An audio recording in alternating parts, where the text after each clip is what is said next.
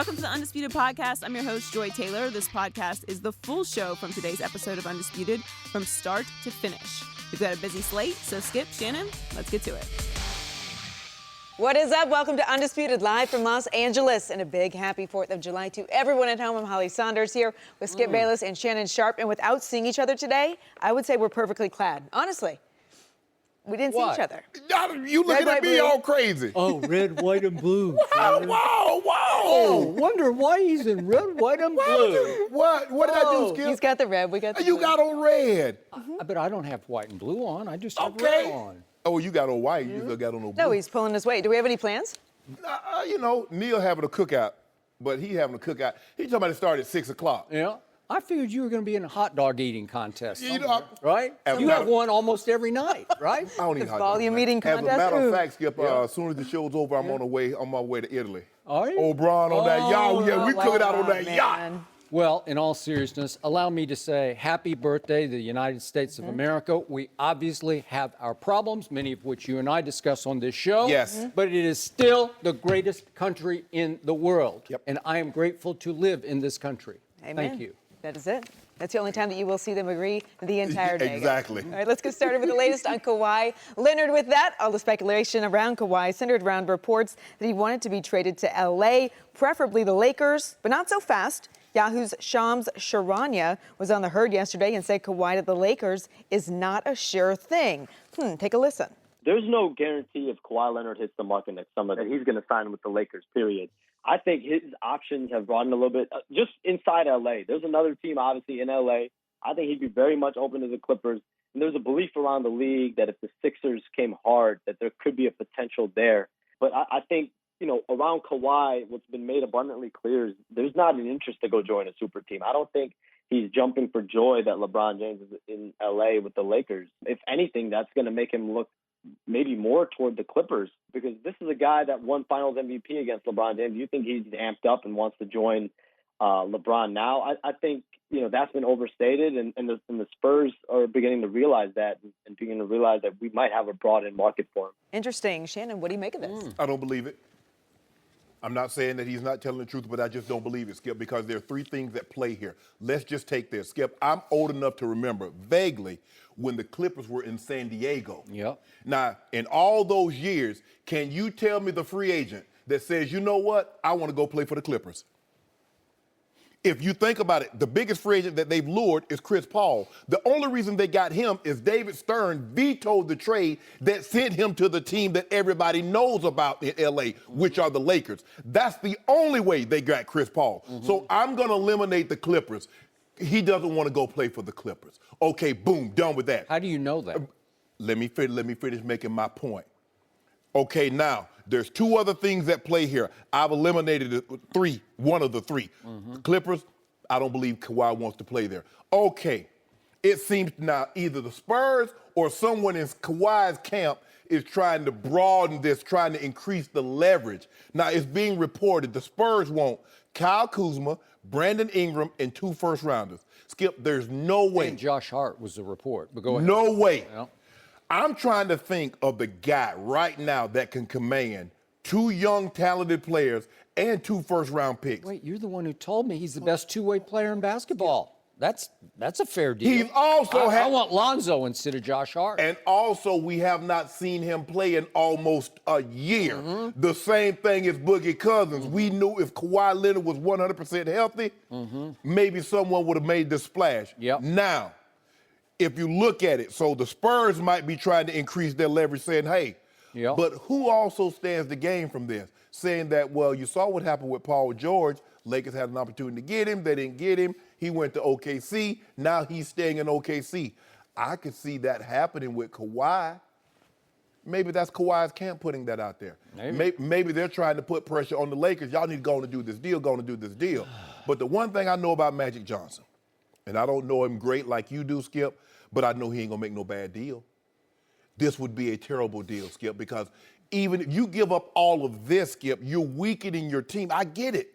Kawhi is an unbelievable player, the best two-way player in the game, especially, and they're hard to come by to find two-way players on the wing like a Kawhi Leonard that can give you 25 and go lock down on most nights the best opposing player. So he's a very unique talent. But to say that Kawhi Leonard does not want to go play with LeBron James, because this is what we know. Great players playing with other great players makes the other job easier. That's what's been said. Shaq made Kobe's job easier. Kobe made Shaq's job a lot easier. Kyrie and LeBron, they made each other's job a lot easier.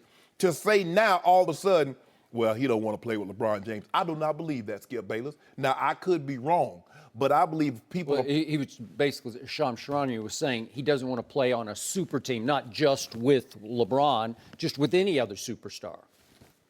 Okay? What the hell do you think Tim Duncan was? But he didn't choose that. They chose him with the 15th overall pick. Okay. And so he got to play in the shadow of Tim Duncan, Manu Ginobili, and Tony Parker. So in other words, why not go to Brooklyn? Why not go to Orlando? Thank you. Okay. How about Charlotte? So that makes I agree. That lets you know him saying he doesn't want to play on a super team is being disingenuous because he's not. No, it's not. How do you know that? Skip.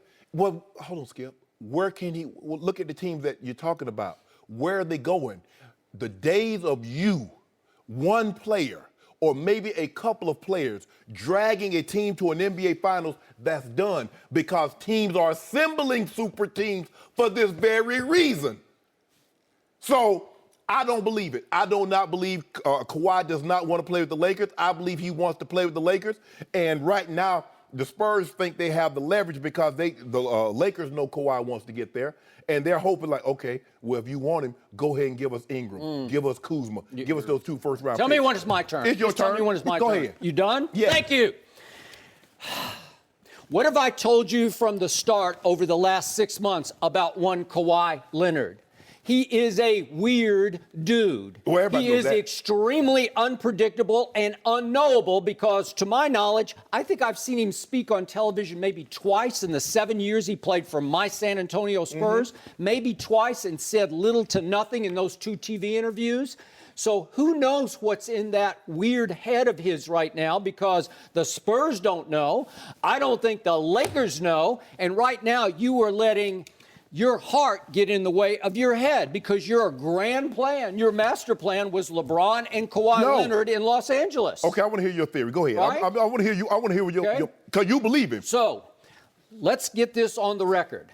Shams Charania has broken a lot of NBA stories, including DeMarcus Cousins to Golden State just the other day. He was ahead of that curve. He broke that story. So I'm going to take what he says to the bank. I think he is highly connected.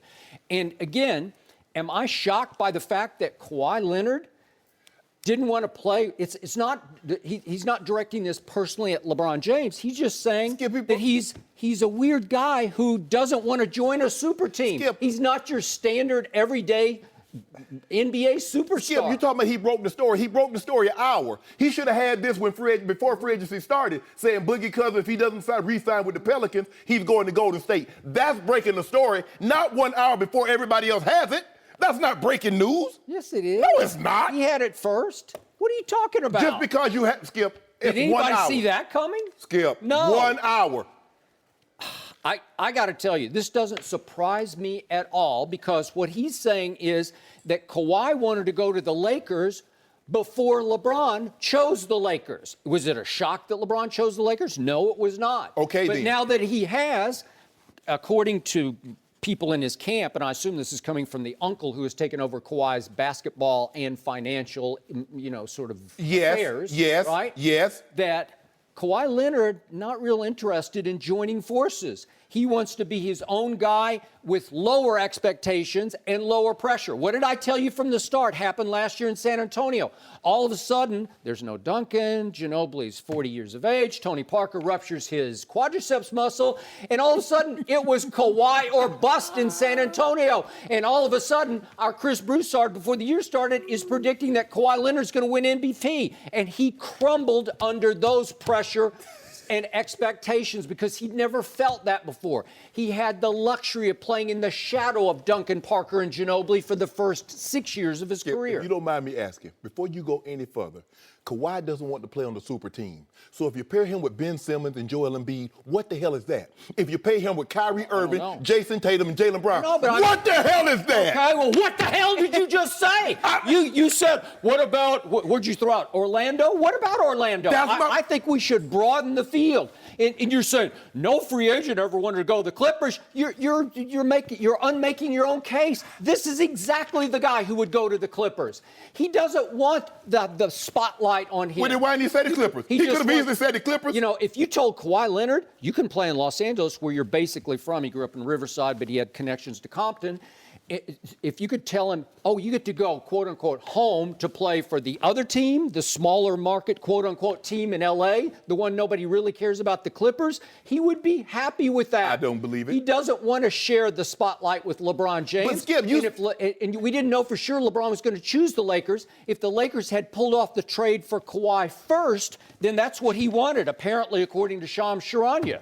Skip, but here's the thing. To say Kawhi doesn't want to play for a super team when Philly is in the mix, when the Celtics are in the mix. I don't know that they are in the mix. We don't know anything. Have you heard one word publicly from Kawhi Leonard? One word. Skip. Have you heard one word? No, you have not. Did you hear a word from LeBron? One word from the Did you hear from LeBron? Did you hear from LeBron said he wanted to go for the Lakers? I hear from LeBron every other day. See, no, you didn't. What are you talking about? When did you hear from LeBron? We all knew it. We all saw it coming. Oh, see, now we all knew it. But it was why didn't he break the story? It was the Las Vegas betting favorite for him to go to the Lakers. But the fact, why didn't anybody break the story until Clutch Sports released a statement?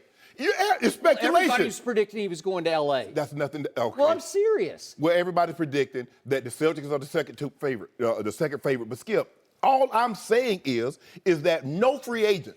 We've never heard of a free agent. Granted, Kawhi is different. Here's the problem. What's the problem? Last year, I'm going to say this one more time, and you can't get it through your head.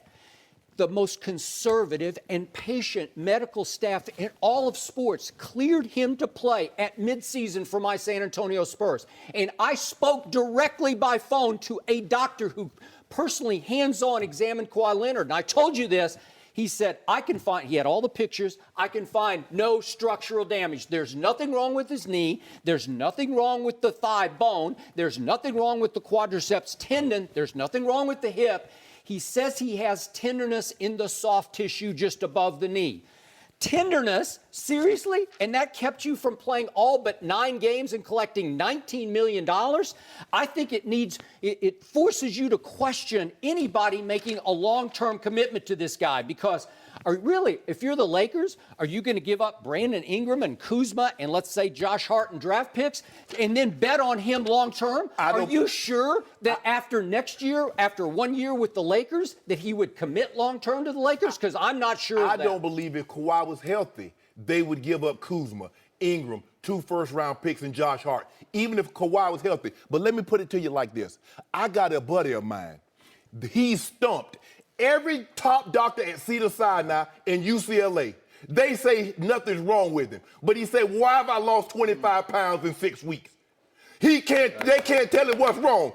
Just because Is he a basketball player? Did he play for the Spurs? Did he play professional basketball? Skip, come on. See what you're doing? Stop it. You see what you're doing? That's reach. That's lame. All I'm saying is the doctors. You said, this is a sports injury. He had a knee. Who diagnosed it? He took a knee to the thigh. Who diagnosed it? A doctor. And the whole team of doctors. And I'm telling you, no team is more patient with injuries than the Spurs. So what does that mean, I can't tell you. And do you know how many games he's missed over the years? He had this little knick-knack and that little knick-knack injury. Fine. Take 15 games off, Kawhi. Your knee's a little sore. Take 20 games off. Skip, all I'm saying is... You want to bet on this long term? God bless. Skip, all I'm saying, Skip, you've played this game, not played, but you covered this game long enough.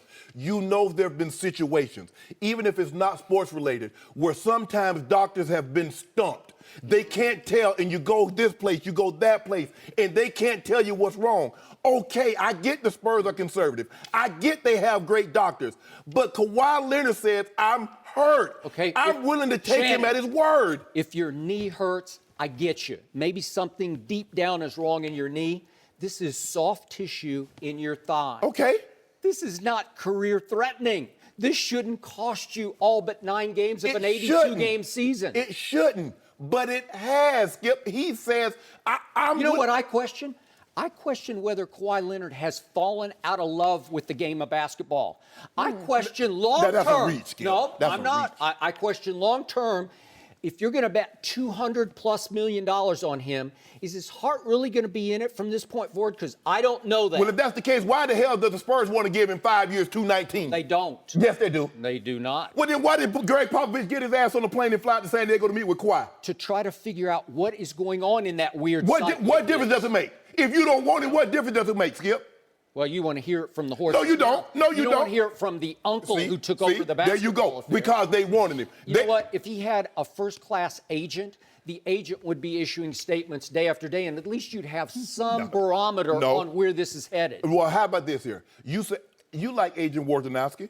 He said Greg Popovich got on a plane, went to San Diego to try to mend the fences with Kawhi Leonard. Why the hell is he trying to mend the fence? I didn't read mend the fences. I just read check him out.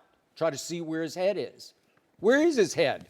Who knows where his head is? If you don't want him, who cares where his head is? He could have his head up a giraffe's butt. Why do you care if you don't want him? Okay, what I've already told you, I'm completely out No. on $219 million for 5 years. That is insanity. For this guy? You are the greatest Spurs fans. You're not the owner, you're not R.C. Buford, and you're not Greg Popovich. I hear what you're saying you don't want him. I have yet to hear them say that.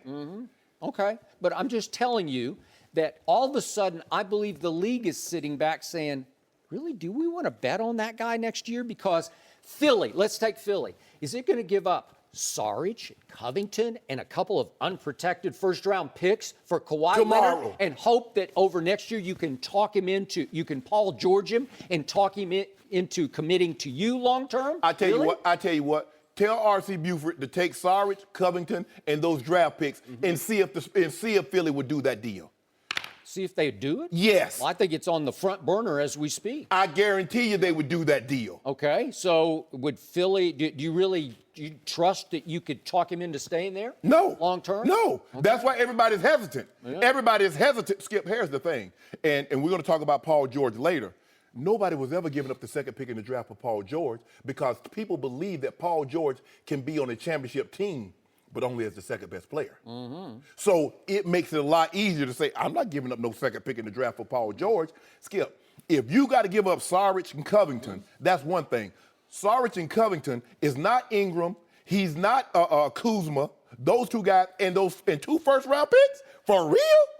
No. And granted, Kawhi's hurt, and we haven't seen Kawhi. We saw Kawhi play 9 games. So we haven't seen Kawhi in a very long time. And as you say, that soft tissue injury, it might come back. You're betting on that Kawhi is healthy. You don't know. You got to roll the dice. Is Kawhi Leonard worth rolling the dice on?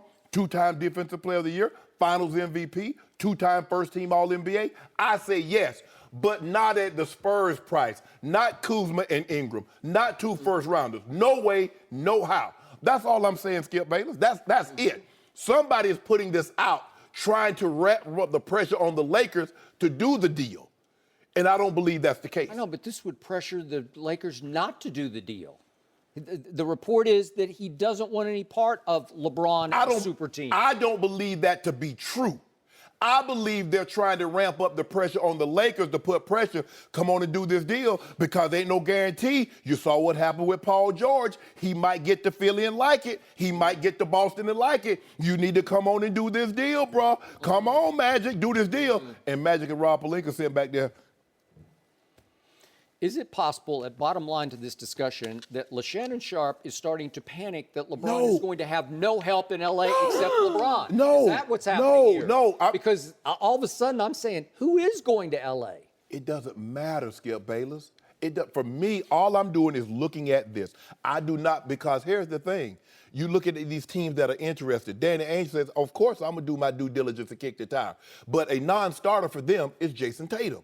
I'm sure Philly says, what did Brett Brown say? We need a superstar. Okay, they didn't get. I don't think he was referring to Kawhi Leonard.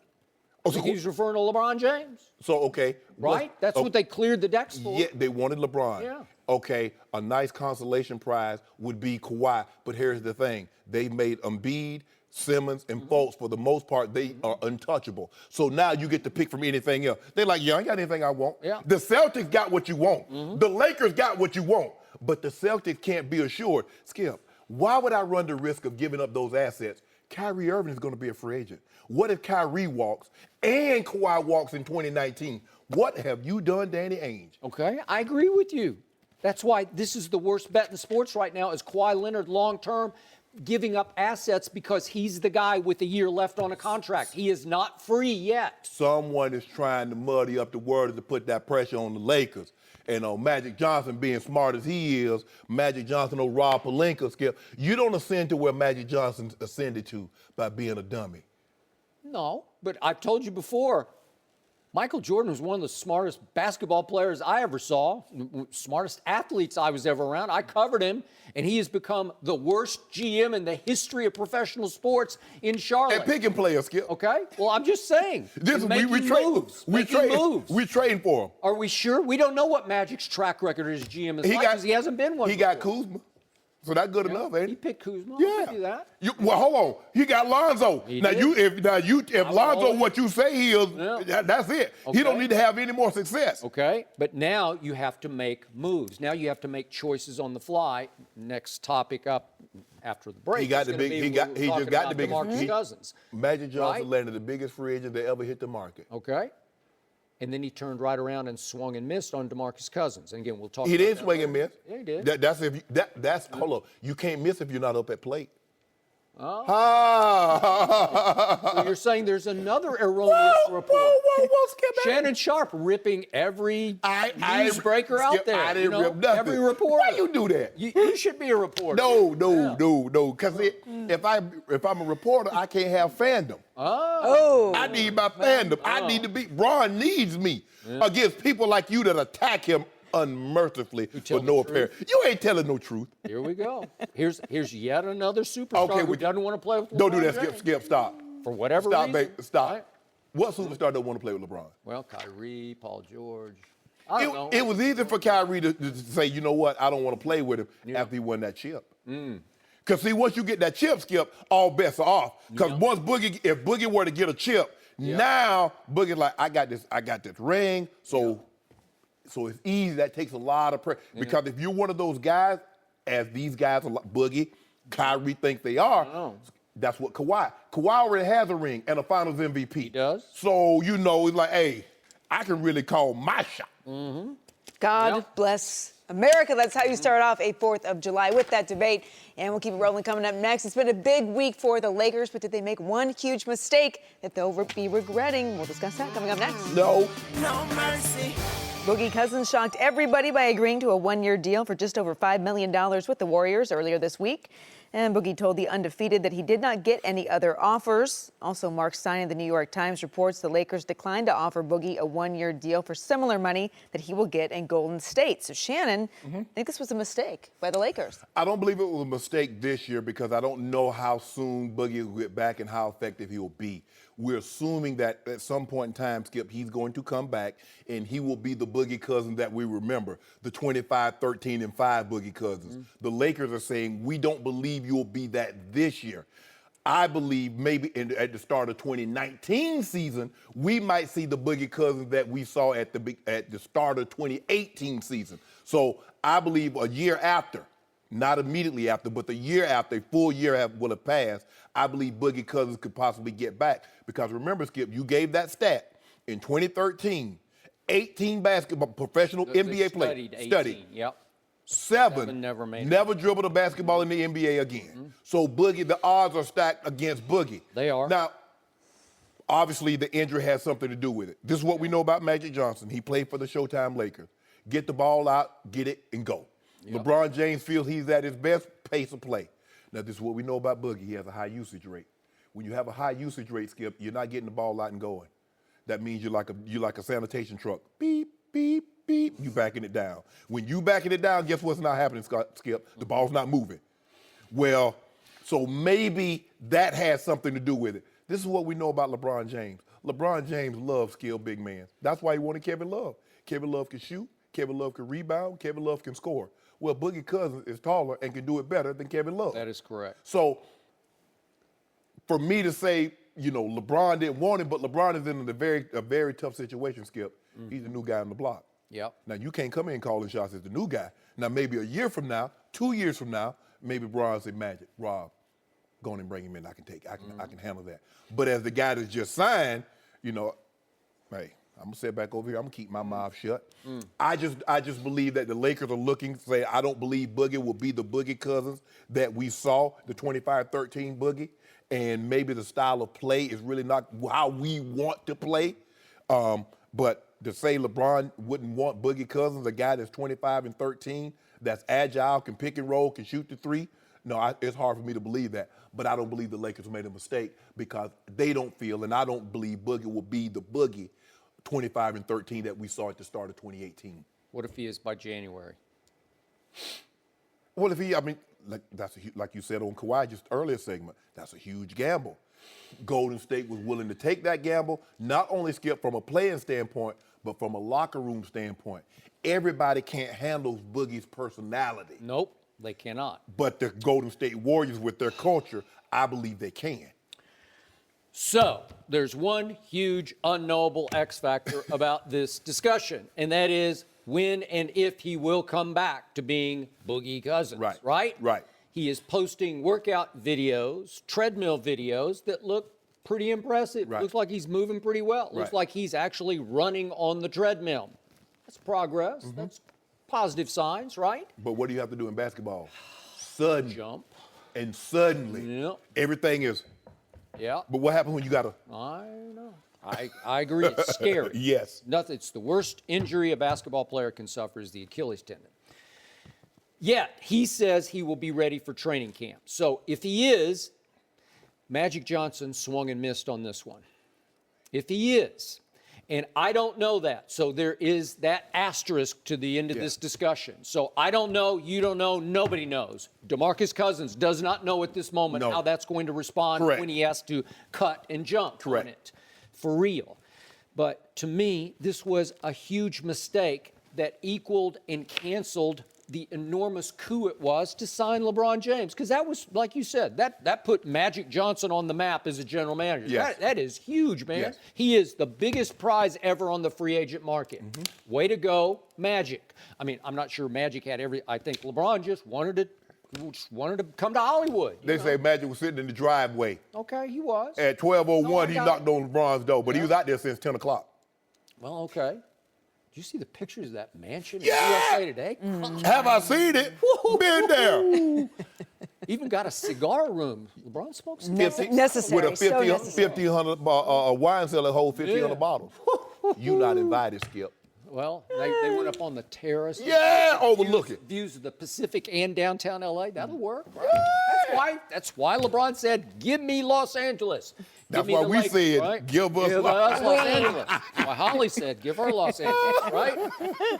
Okay, so maybe this happened so fast that Magic and Rob Pelinka got blindsided, because I'm talking about this happened in a matter of minutes. Yes. And remember, they had a plan in place, and it might have been too hard to adjust quickly to plan B, when all of a sudden they had already committed some money, small money, to JaVale McGee, obviously taking him away from Golden State.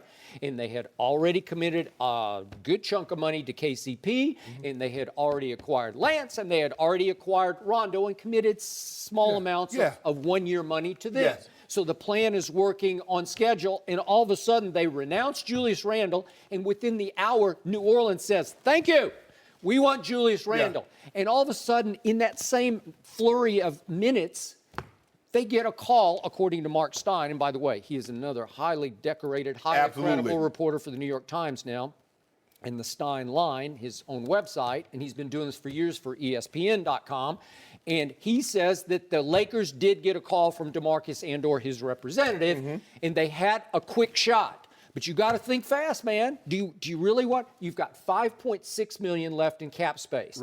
Golden State got him for that mid-level taxpayers exemption of 5.3. So they're in the same ballpark. And if he's willing, hat in hand, to sort of crawl for that kind of money, because his market had completely dried up, and they got the call at least concurrent with Golden State getting a call, or maybe slightly before, it's a hard choice. But listen, I've told you again and again, I am a DeMarcus Cousins fan. I believe in him. I know he's got maybe one screw loose up there, and I get it. The Achilles is the worst bet you can make especially a 6'11" basketball player. But he is so gifted. And when he is right, he is really, really dominant right. Yeah. As you said, last year before he got hurt, January 26th, he goes 25, 13, and 5 assists, and he shoots 35% from the three-point line, and he averaged almost 2 steals and 2 blocks. Do you know how high that is? Those are dominating superstar numbers. Skip, when he's at his absolute best, it's hard-pressed to take anybody at the big over him other than Anthony Davis. Or Joel Embiid. No, I got it. Man, because you remember those games, Skip, he had a couple of games of 40-20. The guys don't get 40-20. You just don't. and I've been around DeMarcus enough to tell you, I judge people good heart, bad heart. Yeah. He's got a good heart. Yeah, he is. I know he's a little nutty sometimes and he loses control of his emotions, and we get all that. Has he grown up some? I thought he grew up a little bit in the presence New Orleans. of Anthony Davis. I did. So did I. And yet, speaking of Anthony Davis, did you see the report from a New Orleans TV station that Anthony Davis said no to DeMarcus? Wow. Anthony Davis said no. Remember, just after he got hurt, they went ahead and offered him 2 more years of $40 million. I mean, it's 20 and 20, so $40 million over 2 years. Well, he said no because he thought he was worth more. And I'm sure right now he thinks he's worth a lot more, and maybe he regrets. Well, New Orleans is going to be glad they didn't do that because Anthony Davis makes an All-NBA team. He's going to be in line for $250. So does Anthony Davis hate DeMarcus? I don't think he does because obviously they're fellow Kentucky products. But they play the same position, and it's threatening. It's just like it's hard to make it work. So they go get Mirotic at the trade deadline. Right. And all of a sudden, that clicked, and I believe Julius Randle will really click because he's just low post force. Right. He's a beast down low. And Anthony Davis can roam a little bit around the lane and shoot mid-range jumpers and occasional threes. So that will click better. So I'm not surprised that Anthony said no, but did that give Magic pause that they're hearing New Orleans is out on DeMarcus? Really? New Orleans is out. And the Achilles on top of that, and the baggage on top of that. Maybe in the instant of the moment, they said, no, we can't pull this trigger right now. Exactly. But I still say, big picture, I'm doing best case scenario. If you give DeMarcus relatively healthy to LeBron, picking and rolling, I love that, man. Oh, he's a better Kevin Love. Whew, is he? But let me ask you a question. How about this? Put it to you like this. Bigger bet moving forward, Boogie Cousins or Kawhi? Boy, Kawhi's the biggest X factor in sports right now. I'm going to say DeMarcus. I'm going to say Cousins. Okay. I'm going to say Cousins. Okay. I trust his psyche more than I trust Kawhi's psyche. But he has a more serious injury. He does. It's a terrible. Like I said, I don't even know how to do this debate. It's unwinnable right now because we don't know the bottom line, which is he right or not? Is he ever going to get healthy or not? Especially, Skip, that's awful presumptuous of Boogie 8 months after this injury. 8 months. You know what happened? Adrian Peterson has ruined it for everybody because everybody thinks now they can come off a catastrophic injury, Skip, and in 6 to 8 months they'll be back. Because Adrian Peterson had his injury in January. The next thing you know, he's going for almost 2,100 yards the following season. It was a knee. Right, but everybody, okay. But for a running back, that's the worst injury he could have. It was. And everybody's like, well, no, that's an anomaly. That doesn't normally happen. Boogie Cousins is 6'11", probably 270 pounds. And you're going to ask him to still, in order for him to be effective, Skip, he needs to maintain his quickness because he can out-quick most bigs, especially outside. That is correct. So now if that dissipates just a little, because that's what happens, as guys start to age, that lateral quickness, that first step quickness starts to dissipate. And what made them great, now it brings them back to the pack, and all of a sudden you're like, okay.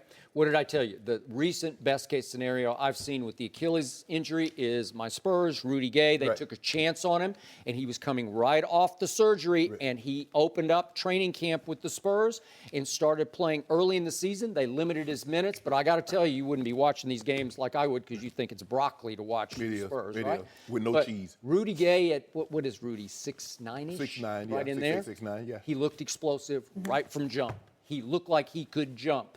And he was so good, they have now re-signed him for a second year. So that's the best case scenario. Right. I don't know. Has the technology gotten better? The medical, the community gotten better with the Achilles? Maybe. I don't know. But Boogie is 40 pounds heavier than Rudy Gay, too. He is.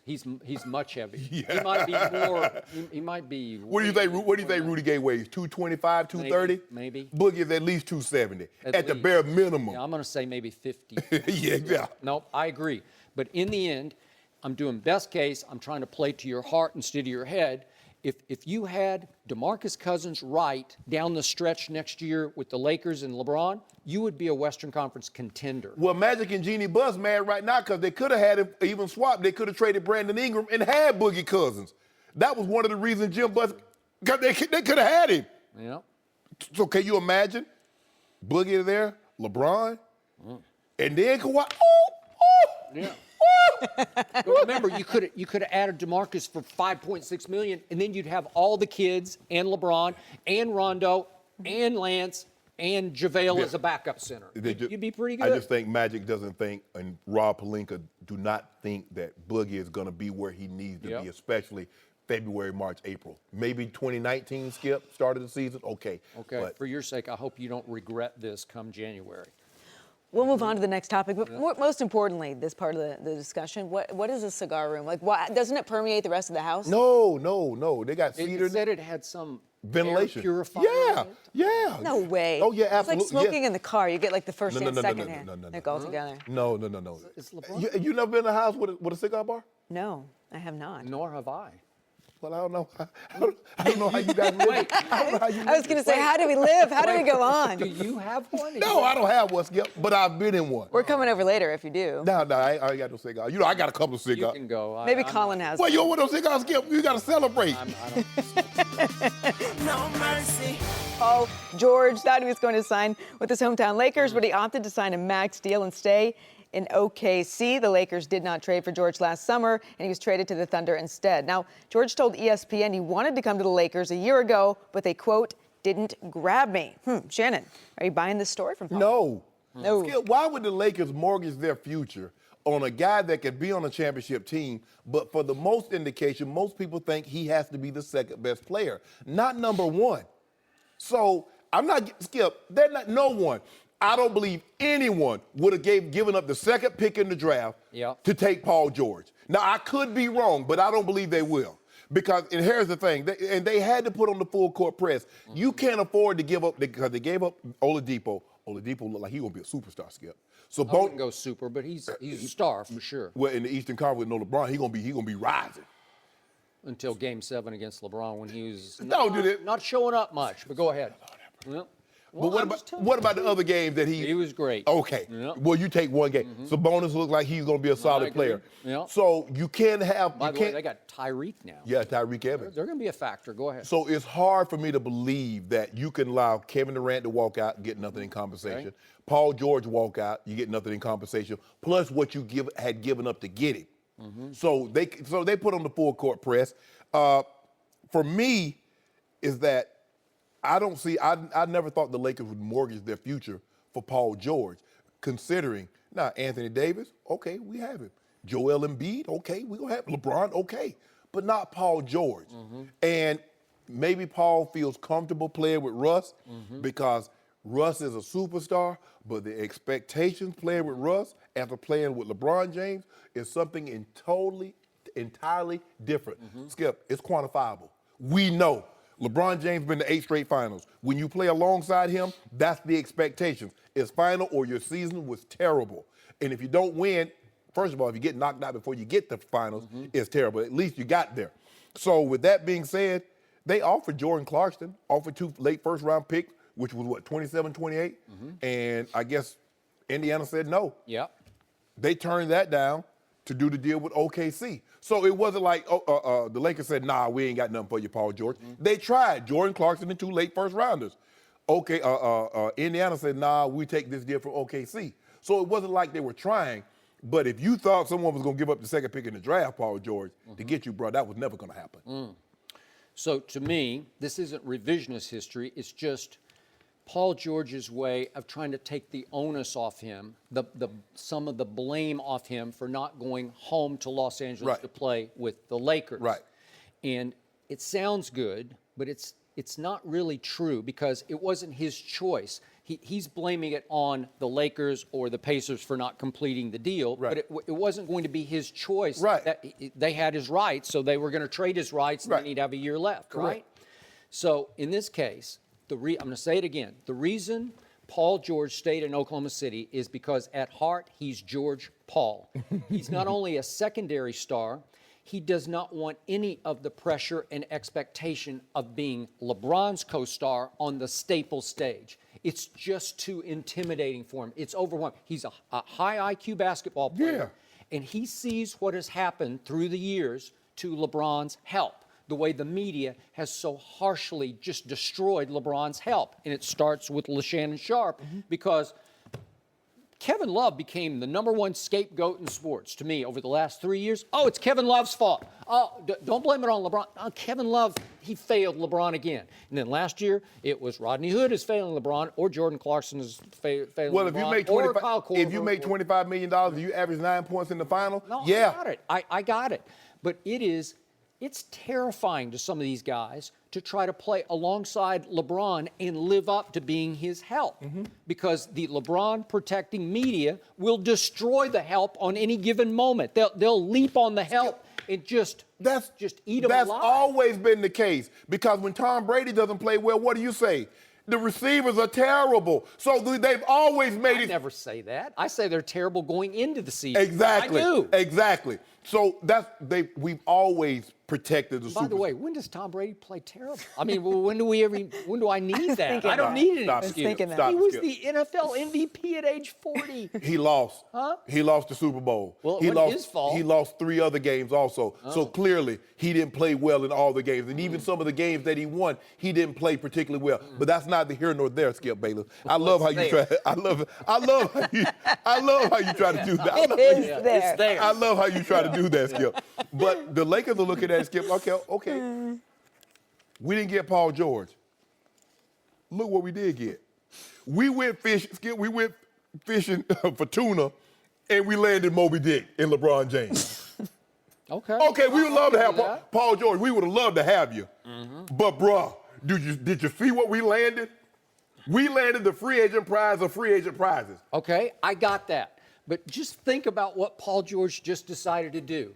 He decided to stay in Oklahoma City with the biggest ball hog in all of basketball, Russell Westbrook. Maybe ever. Who took 347 more shots last year than Paul George took in Oklahoma City. And he chose to stay with him instead of going to LeBron, who can be the most unselfish superstar in sports. And sometimes we criticize him for being too unselfish. I agree. But Skip, you saw the docuseries they had.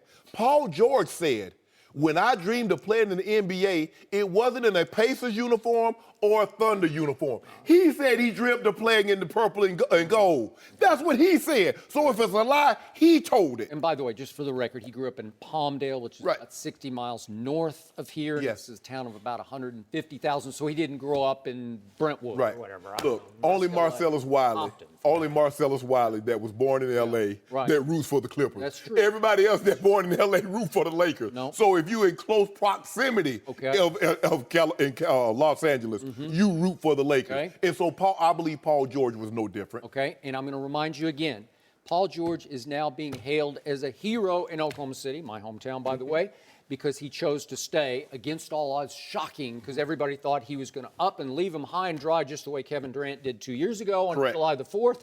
And yet, Paul George has gotten away with, do you remember the closeout Game 6 at Utah in which Oklahoma City got upset and eliminated by the Jazz? Yeah, do you remember what Paul George did in that game? He turned into George Paul. He didn't do nothing. He didn't score a field goal after the half of the first quarter. So for the last 3.5 quarters of the game, he didn't make a field goal at Utah. Russell scoring 46 points, and he gets 0 help. But does anybody condemn Paul George for that? Nope. You said he's being hailed as a hero. Yeah. Well, he was vilified in Indiana for wanting to get out. Yeah. And if he leaves OKC, he's a villain again.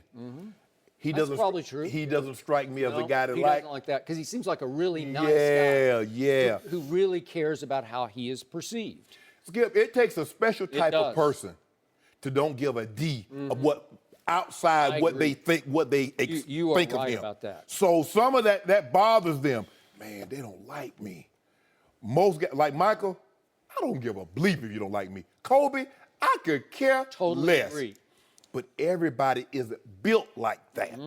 And so Paul George being booed in Indiana, being booed when he goes to OKC, calling him a traitor, all that, maybe that would have worn on him. But it's hard for me to believe, he's looking at, they didn't pull the trigger. No, Indiana didn't pull the trigger. No. The Lakers, this is what we got on the table. Yeah. Indiana could have said yeah or nay. They said nay. Okay, we're going to take this over to OKC. What you got for us? Oladipo and Sabonis. So you can't be mad at the Lakers. Okay. So this underscores, once again, just how difficult it is to play with LeBron James. It is no cakewalk to be his co-star or his number 2 or his sidekick or riding shotgun with LeBron James, because the expectations are through the Staples roof for that guy, also for that guy. When you play with Skip, when you play with a great player, you play with Magic, what do you think the expectations were in the 80s? He went to 9 in 12 years, so the expectations were finals. You play with Larry Bird. You play with Michael Jordan. Yeah. Once you get a taste of that, Skip, you know these guys have insatiable appetites. They hold people accountable. That's true. And some people don't want to be held accountable, Skip. They grind you.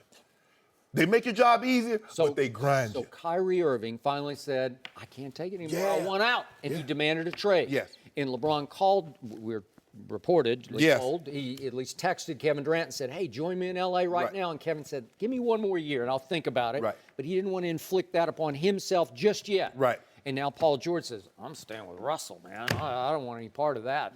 We got a championship team right here. Well, they got something. They got a chance. Skip, long shot chance. Skip, they lost in the first round to a team that was led by a rookie. Who is a really good rookie. He wasn't rookie of the year, though.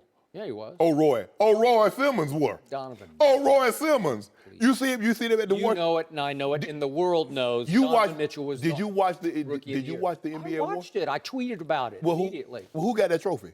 I don't know. I think it was already done. Maybe they voted way too early. Stop. Huh? I think they did. Huh?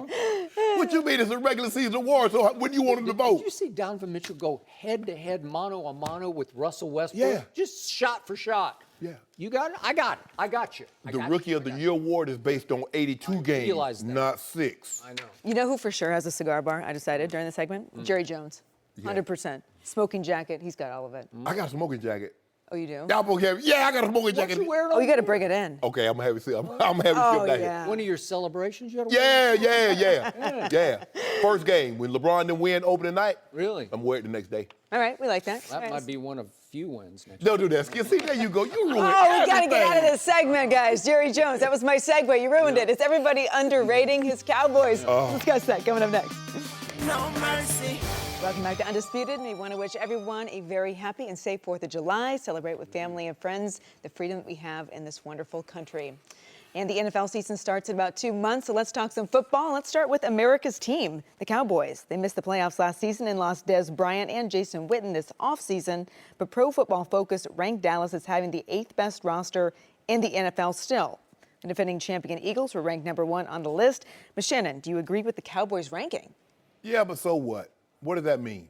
So what? Yeah, so what are they going to do with it? Playoffs. Yeah, they had the top roster in 2014, 2015, 2016, 2017. How many Super Bowl? How many playoff wins, Skip? I don't care about Super Bowls. I just care about playoffs. Oh, so that's what we play for? That's what you and I are playing for, because you have already bet me big that they will miss the playoffs at 7 and 9. Yeah. So what? Okay. Yeah. They got of the top 5 linemen. They got a top 5. They got a top 5, top 3 left tackle, top 3 center, top 3 right guard. They got a top 3 running back. They got a top 3 defensive lineman, a top 5 in DeMarcus Lawrence. Sean Lee is a top 5 middle linebacker, maybe top 3. Thank you. That's the first compliment you ever paid to Sean Lee. No, I said he's good. I just said he's not Kuechly or Bobby Wagner. That's what I've always said that. Okay. So, but I think he's a good player, Skip Bayless. Dak, a top what? 15? 5. See, Skip. Why you do this? Keep going.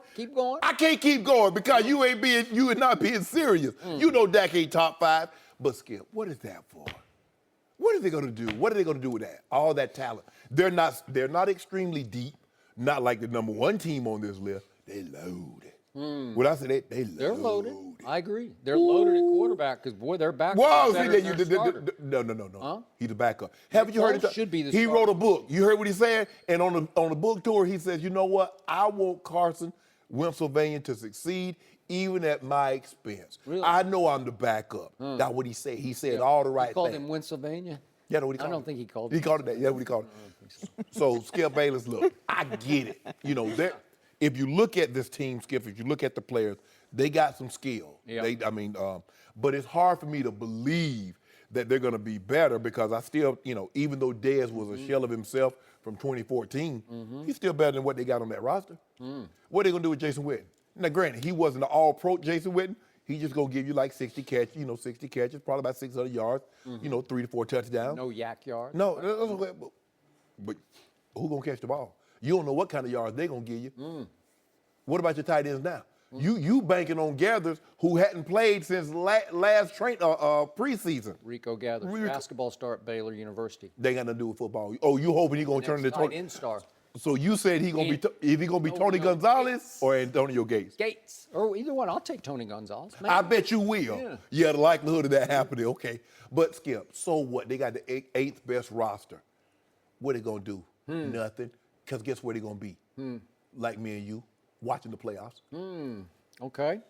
So this is more highly credible evidence, Holly, that I'm going to win yet another bet. My man, Shannon Sharp. That ain't no guarantee just because they got it's highly credible evidence because this is Pro Football Focus, and they are breaking it down and grading position by position by position. Then they're adding up all the grades and saying, wait a second, the Dallas Cowboys have the 8th best roster. Yeah. And again, I give you the Eagles, number 1, but boy, the Giants are way down there at like 28, and the Redskins are 21st. So all of a sudden, it looks like Dallas could just leap right into the playoffs as a wild card team out of the NFC. Why not? Right? Why not win the division? Well, they could. I give them a shot. I do. And that's What? after Tetanus? Flu? Yeah, I'll give them a tetanus shot. Okay. That's what I give them. Yeah, that's the only shot they gonna Because get. they were allergic to the offseason for sure. Because they did virtually nothing in the offseason or What about the maybe draft? the draft. I was Y'all got a holding on linebacker? fast. Yeah, I don't even know. I can't even remember his name because I don't want to say his name. Okay, so despite all that, Okay. Pro Football Focus is saying, look what this roster is. And guess what? This roster graded out 8th best. And that's while outrageously underrating 3 stars on this roster off lackluster years last year. Because do you realize Zeke's grade is 83.4. That ranks him on Pro Football Focus, the 13th best running back. You think he's the 13th best running back? he's He not is even not. close to that, yeah. But he had a troubled season with that cloud of suspension hanging over him all the way until late in the season when he's gone for 6 games. So that discounted. You don't think he'll leap back this year on a mission? Oh, he's a top 3 back. Absolutely. Right, thank you very much. Dak had a troubled year last year because obviously he lost Zeke. He lost Sean Lee for 6 games. He lost A.S.Smith for 3 crucial games down the stretch. And he's ranked 17th among quarterbacks. I said 15. You think he's 17th best? He'll be top 5 by the end of this year. Do I have to bring up QBR again, my favorite quarterback stat? He was 3rd 2 years ago, and he was 4th last year. He plummeted all the way to 4th. But I tell you what you can bring Are up. 3 and 4 within 5? I think they are. So I'm gonna say top 5. LOSSES. Okay. Well, again, everything went wrong. What could go wrong went way wrong for my Cowboys. What last makes you year. sure he's going to go right this year? Well, Ty Smith says he is 100% healthy. He was not healthy last year, and his grade fell all the way to 79.7. That ranks him 20th among tackles. Want to bet he'll be the best tackle in football again this year? Want to bet? Yeah, he'll be. Yeah, thank you. And Zach Martin did grade out as the number 1 guard in football. I'll give you that. Yeah. And that center, Travis Frederick, he graded out as the number 2 center. Your Philadelphia center graded number 1. I give you that. That's fine. Kelsey. Yep. And yet, DeMarcus Lawrence, do you realize he graded out 3rd among pass rushers? Yeah. But I love this stat. He produced pressure on quarterbacks. About 19% of his pass rushing snaps, that graded out number 1 among edge rushers. So he was a stud last year. He was a difference maker, Yeah, I right? factored him in. Yeah.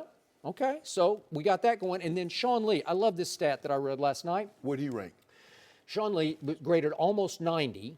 I'm not going to tell you where he ranked because it doesn't matter because I ranked him number 1. No, don't get that. In the games he played last year, the opponents rushed for a grand total of 89 yards a game. In the 6 games he missed, they averaged 136 yards. And you saw what happened in the second half against Green Bay and the Rams, right? They just ran wild on them because there's no Sean Lee. They threw wild on them, too. Well, they did both, but he does it all. He coaches the defense. He literally coaches it in the meeting room, and he coaches it on the field.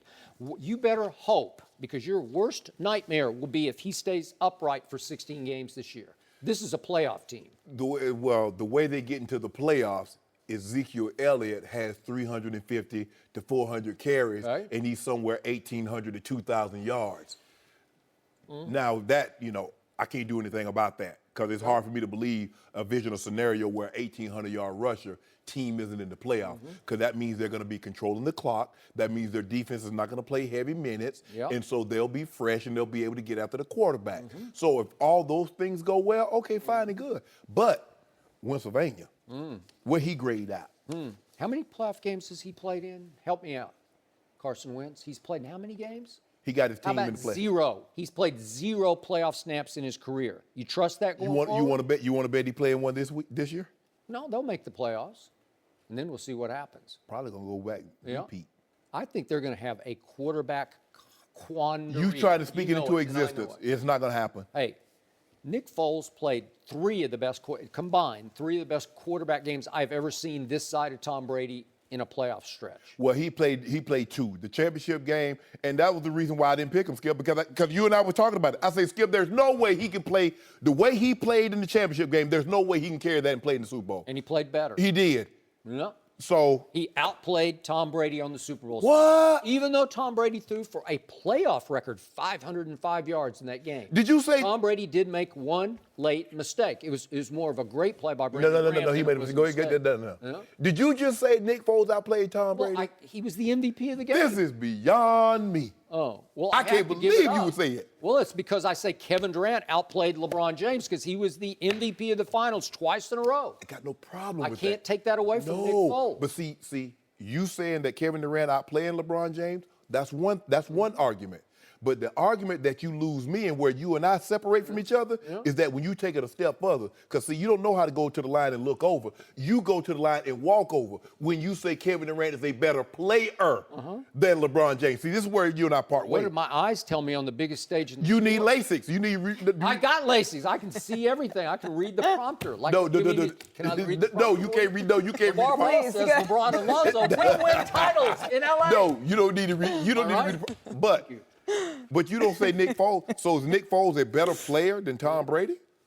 We just say he outplayed Tom. Nobody says he's a better player. He hasn't had a chance to be a better player. Maybe next year he'll start proving he's better than Tom Brady when the Eagles give him a chance to start. He was a starter. He lost his job. Remember? No, I don't. Why did he leave Philly the first time, Skip? Well, remember that 1 year he had 27 touchdowns to 2 interceptions? Yeah, but unfortunately what we do up here, work? we update resumes. So we don't get to live off that. Really? Yeah, because there's something happened in 2011 that a guy wouldn't update his resume, but you keep going back to it. All right, we got to make room for a 4th seat. Guest is joining us, and as Skip said, LaVar Ball says LeBron and Lonzo will win a title in L.A. He reads it better than I do. I was too confusing there. Is LaVar right? Is the man ever wrong? We'll discuss that coming up next with Rob Parker. Stick around. No mercy. Now, LaVar Ball often says that he speaks things into existence, and he predicted a long time ago that LeBron would be a Laker, and now LeBron is teammates with his son, Lonzo. And yesterday, LaVar gave some more predictions to TMZ. Oh, boy. Take a listen. What else can you foresee in the future for the NBA? You calling a lot of things right now. Some championships for the Lakers. For the Lakers. I'm telling y'all, man. How many? Hey, LeBron got a 4-year deal, right? Yeah. I hope he gets 4 in a row. Yeah. But if not, I guarantee 2 when all my boys is on the Lakers with him. Well, game over. Since we're talking about championships, a lot of people are saying it's already a wrap for the rest of the league because the Warriors just signed Boogie. The Warriors can sign Boogie, Prince, Michael Jordan, anybody they want. They still ain't gonna win with this team right here. Lakers with LeBron. You don't give my son the best player in the game. Don't think he gonna win no championships. All right, bro. Okay. For more, we're joined by Rob Parker, whom I spend every single holiday with in this studio because we have no friends or family. That's right. Apparently. You know it. Skip, you're not a friend of mine? No, I'm your Shannon? No, you took 300 wings off me. When I shared them with everybody, would you at least say that? You with the did. staff? You did. Oh, Rob, how many titles do you see for LeBron and Lonzo?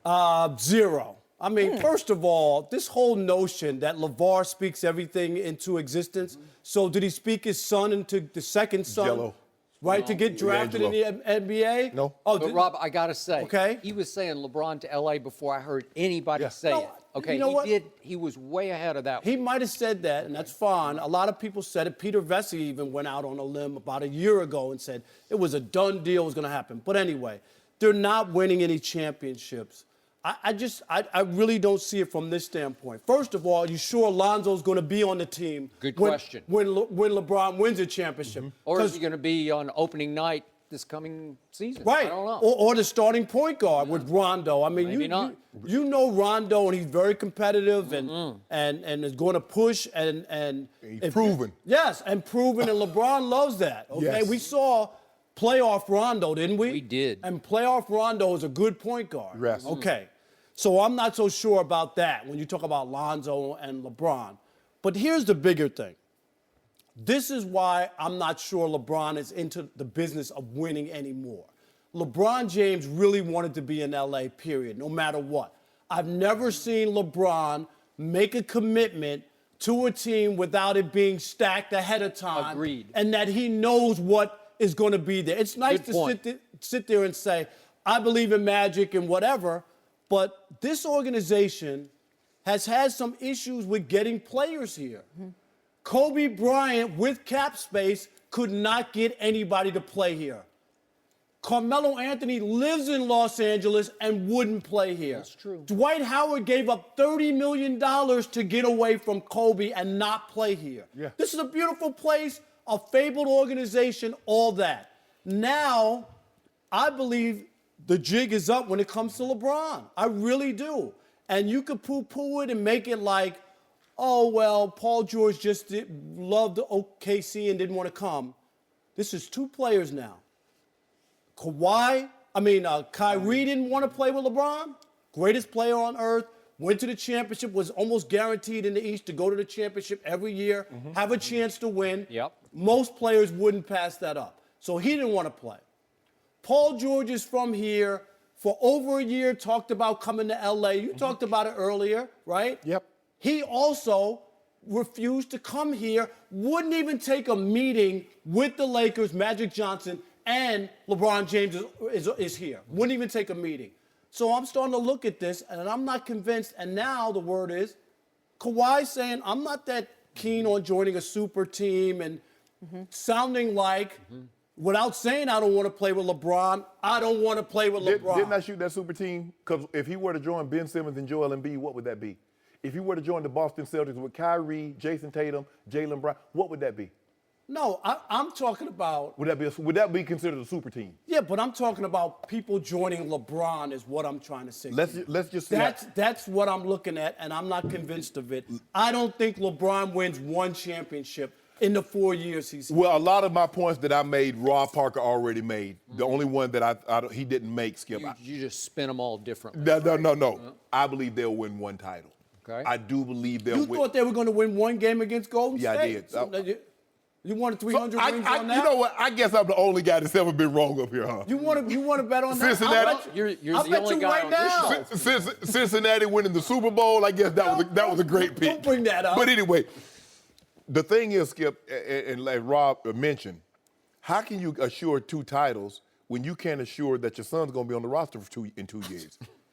Hell, we're not even sure that he's going to be on the roster opening night. Or for another week. Yeah, so They got Rondo? What is this about? I still don't get it. And Explain, please. I get. He has the utmost confidence in his boys, and rightfully so. Yep. He's a dad, and parents believe their kids can do no wrong.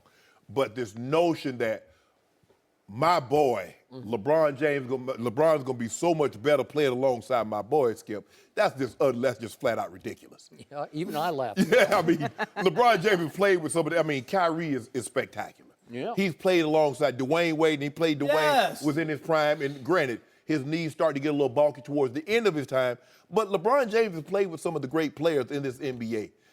it's hard for me to believe that a second-year player, Skip, is going to make LeBron James exponentially better. So I believe they win one title. I hope LaVar's right, they win two. He's been wrong before. Right now he's probably batting 50-50. But I'll give him one title, Skip. I'll give him one. By the way, if you listen closely to what LaVar just said as we heard it, he said, I'll give them two titles only if his sons are playing, sons plural. Like Yeah. he means all three of them with LeBron, he'll give LeBron two One's titles. not even in the summer league. Correct. So that is correct. Okay, I'm going to say this again. The only way LeBron James is going to win another title is if Kevin Durant next year decides, okay, I've had enough of this dynasty in Golden State. I'm going to go join forces with LeBron on the Lakers stage in LA, because Kevin owns two homes here in the Los Angeles area. And I know for a fact LeBron did reach out to him before he came to LA, and Kevin said, no, I want to see this through one more year. But he did, I'm told on good authority, that Kevin will reconsider next year, just to see how it all feels at Golden State and how it looks in LA. What if Kawhi comes to the Lakers and Kevin Durant leaves Golden State? Do you still think LeBron will be titleless in his reign here in LA? Leaves Golden State to come to LA? No, if he goes somewhere else. That would be interesting, because it would really weaken Golden State if Kevin left. That's why that's a great move for the Lakers. Weaken, strengthen. All of a sudden, the whole balance of power shifts seismically from northern to southern. Well, California. obviously, if he were to join the Lakers, that makes them substantially better. right. But it just goes somewhere else and Kawhi comes But the in. other part I think that's unfair or short-sighted is everybody thinks LeBron is going to be as good as he was a year ago, 3 years from now. To that point. Those 2 years, the last 2 years, Skip, I'm not buying it. Hey, I'm just not buying Think it. about this. If LeBron, and I'm going to knock on wood for him, if he can stay healthy, which he has been the most durable superstar in the history of sports, if he stays healthy for the 3 years he is now committed to play for the Lakers contractually, he will almost certainly eclipse Kareem Abdul-Jabbar with the most minutes played in the history of the NBA. That is a lot of wear and tear, man. So over these next 3 years, it took Kareem to age 41. Obviously, LeBron got a little earlier start than Kareem did, but still, for LeBron to play that many minutes, what would he be at 36-ish? But in basketball years, in NBA years, he's going to be 40-something at that point. And I don't know if his body will start to betray him with little knick-knack injuries here and there. I don't know, but you're going to get diminishing, to your point, diminishing returns on LeBron. He doesn't play a lot of defense now because he can't. It's just he was so good on offense that he focused and channeled all of his energy into the offensive end. Well, is that championship material? I don't know, because you do need more help. And that's why this deal doesn't make any sense to me for him to come here, other than he wanted to live in LA. He just wanted to live in LA right, and be around Hollywood. Because you're giving up the first year. Would you admit that you're basically giving up 1 year and saying, okay, I'm not going to win? Unless he keeps talking about Magic's no-look pass. Does Magic have one in his back pocket? If he's got one, who are they going to get? Don't you worry about it. But let me ask you a question. I'm trying to figure it out. We'll figure this out. Ignore this. When LeBron went back to Cleveland, was that a stacked team? Yeah, we had Kyrie, and they had the first over. They had Wiggins, who they turned into Kevin Love. Yes, it was. And in the Eastern Conference, he's not in the Eastern Conference that was stacked anymore. in the East. In the East, that's stacked. But you remember, they didn't have Kevin Love until LeBron got back. Do you believe Kevin Love would have gone to Cleveland without LeBron being there? But wait a minute. When he wrote his letter about coming back, he didn't mention Wiggins, who was what, the first pick? Yeah. Okay, didn't even mention Wiggins about coming to Cleveland, because everybody knew that Kevin Love was already coming. Yeah, that's true. He don't like playing with He liked playing with veteran guys. He don't like guys playing with potential. He liked to know. He knew Kevin Love was a 26-12 guy. Here's the other thing. I think you were dissing Paul George. I think Paul George, what he talked about was honest. I think the Lakers just assume that if someone's coming, they can have their cake and eat it too. They figured, we don't have to give up anything. We'll just wait. He says he wants to be here. We'll wait. You know what happens? Let me ask you a question. You can't do that. And that's why I'm telling you. Name the team that would have given up the second pick in the draft for Paul George. Do you really want Paul George to go with LeBron James? Would you have really wanted that if you were Magic? Absolutely, they wanted. No, but here's the thing. The Lakers offered 2 late first rounders in Josh Hart, or not Josh Hart, or Jordan Clarkson. What team would give up the second? Because people believe Paul George can be on a championship team, but only as the second best player. No, I get that. We've He's seen not him in the the lead number role. one guy. We've seen him in the lead I role. got that. How'd that work out for him? All I'm saying is always thinking that everybody's going to come here. Just go back, Shannon, and look at Kobe's last few years with the Lakers. But they Kobe- had nothing but money, Skip. But Kobe- and nobody would come here. Nobody would want to play with Kobe and the Los Angeles Lakers organization. But come on. What? But who thinks Kobe game and LeBron James are similar? Everybody knows I'm that. just talking about playing with a great player No, who won 5 championships. There's a difference between. On a great stage. Rob, you know for a fact there's a difference between playing with a great player that ball hogs and playing with a great player that's unselfish. Now stop you being disingenuous when you talk about, oh, Kobe's a great player, but you talked about how he ball hogs. Yeah, but the difference is if you play with LeBron, you get the brunt of everything that's bad. You get that. That's what you have to wear. Let me ask you a question. At least Kobe will take the brunt of the bad press. Kwame Brown said no, he didn't. Smush Parker said no, he didn't. Smush Parker. Now Smush Parker. See what you did? Go ahead, you're gonna name every Cosby kid too that he played with. All I'm asking. So why would he request a trade then?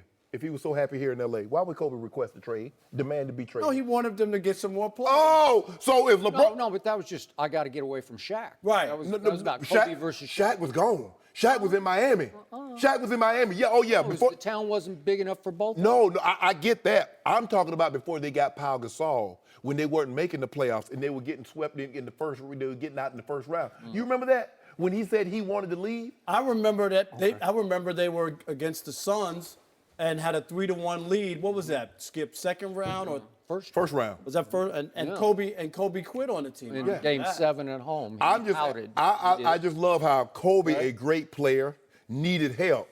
LeBron says, "I need." Oh man, God, LeBron James need help. Oh, yeah, but Shannon, you got to face up to this. What? Your man, LeBron James, is no longer chasing chips. Yes, he is. He just wanted to come to Los Angeles. And there's no strings attached. There are no contingencies. There's no plan B, C, and D. There's no hidden agenda here. He just said, I'm coming. Let the chips fall. Skip, he trusts Magic Johnson more than he trusts Dan Gilbert. Magic says, I'm going to get me another. That's easy. I mean, Magic says, I'm going to get me another free agent. Yeah. No look. Who is it? Might be Dame Lillard. Oh. Might be not free. Huh? You mean trade for? Yeah. Oh, okay. We got assets. Yeah, you got some assets. Lonzo Ball. We got to move on. Rob, I know you got nothing but time on this holiday. You sticking around with us? I am. All right, cool, because this is coming up. Tim Tebow had a very, very bad day. You don't want to miss this. We'll discuss that coming up next. Terrible, Skip. No mercy. Tim Tebow was named an All-Star last week, but he did not make an All-Star play on Monday night. The Rumble Ponies, awesome name, were taking on the Portland Sea Dogs, and you can see a ball was hit to deep left. Tebow ran back to the wall. The ball bounced off the wall and then off of Tebow's head. Turned into an RBI triple. I may have oversold that he had a very, very bad day, but that was meant to keep you around, and it worked. Glad to have you with us. Rob Parker staying with us here. All right, Shannon. Here we go. What does this play say about Tim Tebow's future? The ball off the head. Yeah. By the way, I want to point out we have 2 Tim Tebow haters sitting across. Go ahead. I mean, it was the World Cup. It is World Cup going on, so maybe he thought he was messy. Maybe he was trying to use a header. Yeah, he was trying to use a header. Skip Bayless, look, this was not in the major leagues, but this is not a very good look, Skip Bayless. I mean, the ball hit out there. I thought you were supposed to catch the ball. They gave you a glove in the outfield. I mean, what is it? Skip, this is. But you know what? You know what, Rob? He will fit perfectly with your team because they are dumpster fire. Yeah. And he looked like a Keystone Cop. So they're already terrible. He can't make them any worse than what they already are. Now, the last time I saw a play like this happened to Jose Canseco. But it wasn't like that. Whoa, that ball hit Jose Canseco on the fly, on top of the head, and bounced over the wall. So this ball hit the wall first. So in other words, he misjudged it. Am I correct? Yes. Just like Jose Canseco. Tell me what is my turn. It's not your turn just yet. It's not your turn. But hey, all I'm saying is this, Rob Parker.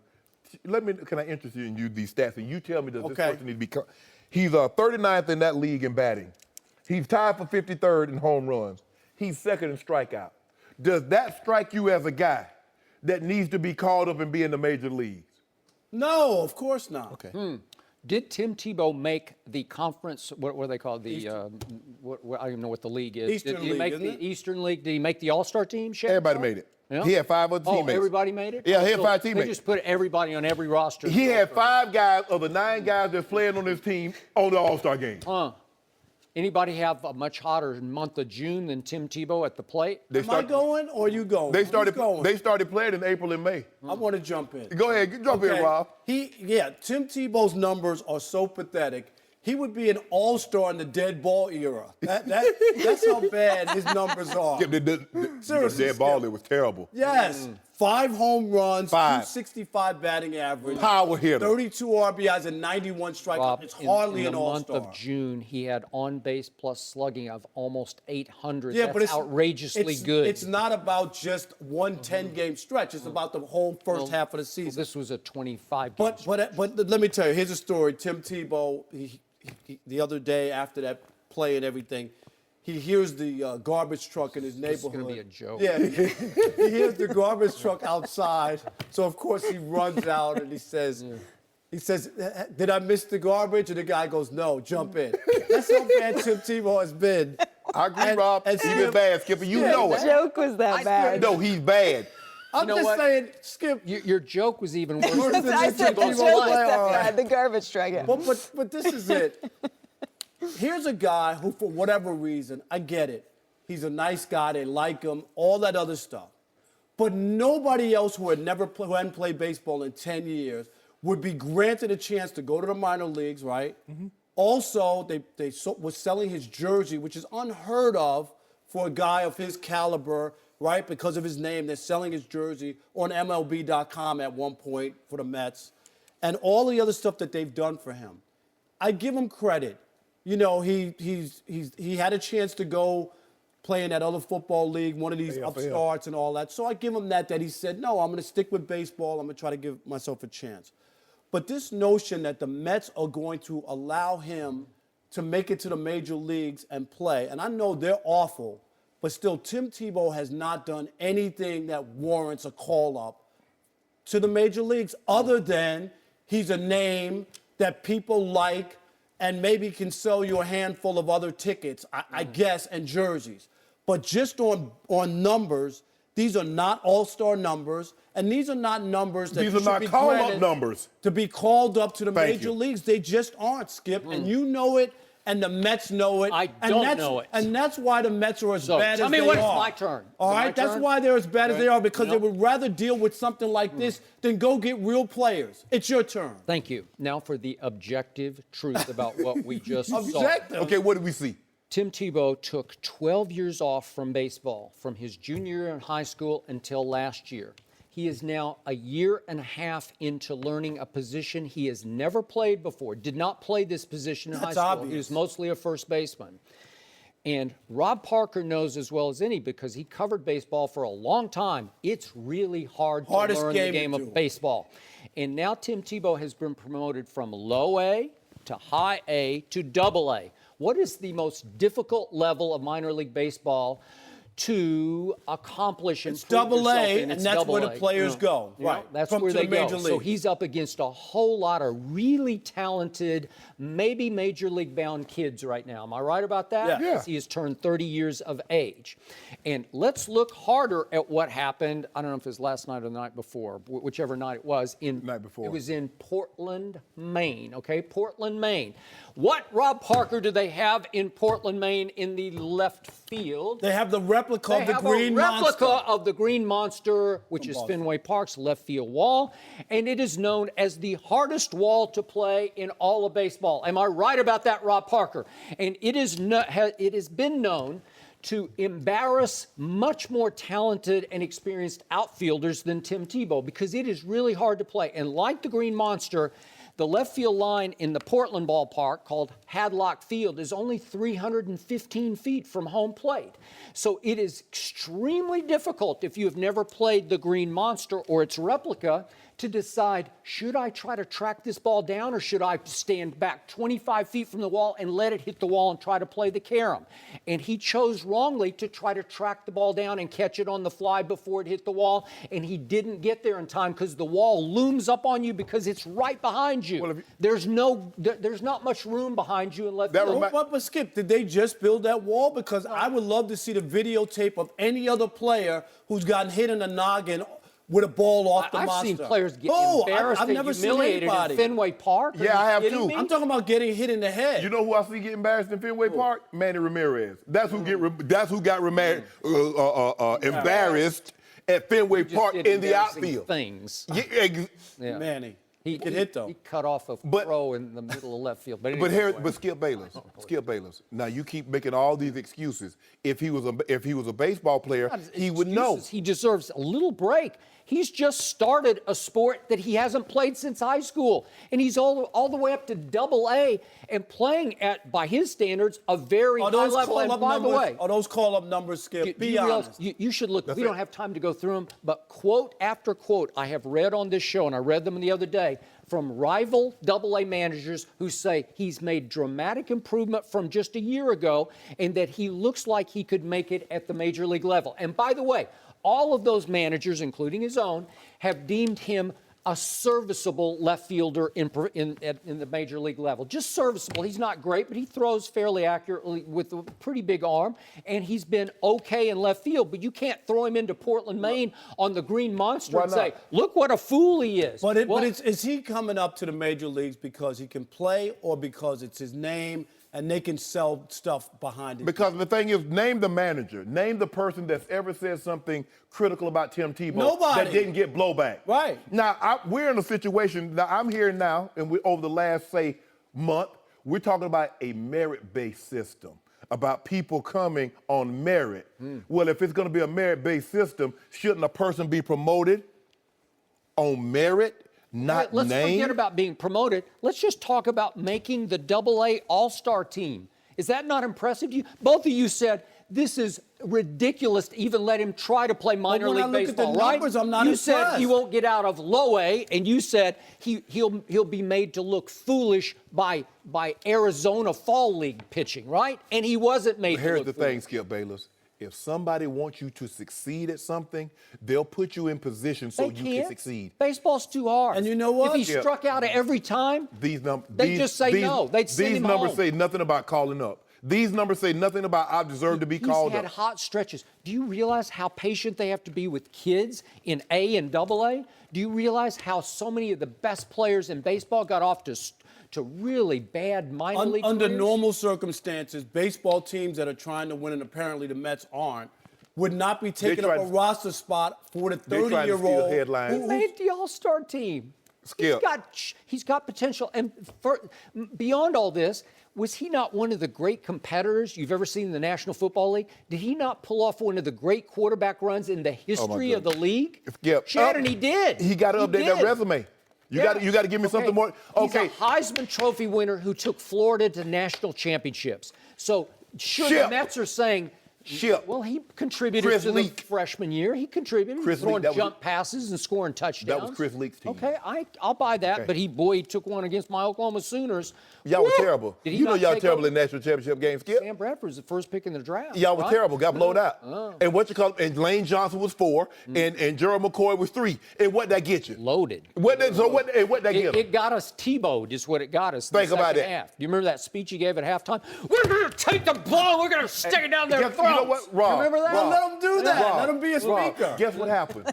They had the number 1 pick in the draft again and got the doors blown off them again. Which one are you talking about? Who was the number 1 pick in the draft? Baker Mayfield. Yeah. Well, you get the doors blown off. You get the double overtime. Is that doors blown off? Hold up. Y'all I don't know what your definition is. Y'all had a 17-point lead. I agree. Okay. Baker Mayfield threw for 200 in the first half alone. See, you see what he does? Everything is with a caveat. He threw for 200 in the first half alone. It's like the Tom Brady 500 yards. You could talk about that all day. Tim Tebow, in the month of June, but they started playing baseball in April and May. Yeah, but you have to look at hot stretches, and he had several last year, and he's had one big one this year. And all of a sudden, the Mets are saying, you know what? He's got a chance. You know what, Rob Parker? I know what he hadn't cooled off on since he started striking out. He's been on a hot streak. 91 strikeouts in 72 games. 91. How many times has Aaron Judge struck out? Oh! How many home runs? Hold on, wait a minute. 23 home runs. Did you hear what he just said? This man just compared Tim Tebow to Tim. You know what? I got to go. See, this is what I'm talking about. Oh, no, he's walking realize? off again. Oh, no. Skip, why you do that? Do you realize strikeouts have become the norm at the major league You see level? what he did? Everybody You see what he strikes did? Skip, why would you But do you gotta hit Why would more you than do 5 that to Aaron home Judge? runs. It's a holiday I for can't. my I can't. lungs. Plus Oh, Shannon, slugging. don't do that. Just go Oh, home. Just no. go home. Oh. To your This man talking about Tim Tebow and Aaron Judge. I'm done. Rob, thanks for joining us. I will see you at Jack. Sorry I caused all this. No, you didn't. You can sit didn't. over there now. Can I slide over there? Yeah. Look at that, Skip. Yeah, That'll we got be like this. the old days, Yeah, we're right? okay. I'll meet you at Jack in the Box later for our holiday cry. There we go. We have no family or friends. Thanks again, Rob. Always a Always. pleasure. All right, coming up next is Kawhi Leonard on his way to L.A. Stay with us. We'll discuss. No mercy. Oh, the speculation around Kawhi Leonard centered around reports that he wanted to be traded to L.A., preferably the Lakers, but not so fast. Yahoo's Shams Charania was on the herd yesterday and said Kawhi to the Lakers is not a sure thing. What? Take a listen. There's no guarantee if Kawhi Leonard hits the market next summer that he's going to sign with the Lakers, period. I think his options have broadened a little bit just inside L.A. There's another team, obviously, in L.A. I think he'd be very much open to the Clippers. And there's a belief around the league that if the Sixers came hard, that there could be a potential there. But I think, around Kawhi, what's been made abundantly clear is there's not an interest to go join a super team. I don't think he's jumping for joy that LeBron James is in L.A. with the Lakers. If anything, that's going to make him look maybe more toward the Clippers, because this is a guy that won Finals MVP against LeBron James. You think he's amped up and wants to join LeBron now? I think that's been overstated, and the Spurs are beginning to realize that and beginning to realize that we might have a broadened market for him. Okay, Shams Charania there. Now we're joined by Stephen Jackson, our NBA analyst. Happy 4th of July, number one, Stephen. Same to you guys. What do you make of this? I just can't wait till Kawhi do an interview. I can't wait. You know what? I can't either. That's what to Skip said, yeah. So much has been said for him, and I don't. And this is another part that I don't believe. He was drafted by a super team. He's been playing with a super team since he got in the NBA. He's Tony Parker, Ginobili, Tim Duncan. He won a championship with a super team. He was the MVP of the finals on a super team. I don't understand how they say he doesn't want to play with a super team. You come to LeBron, it's a super team. You go to Philly, it's a super team. It's Boston?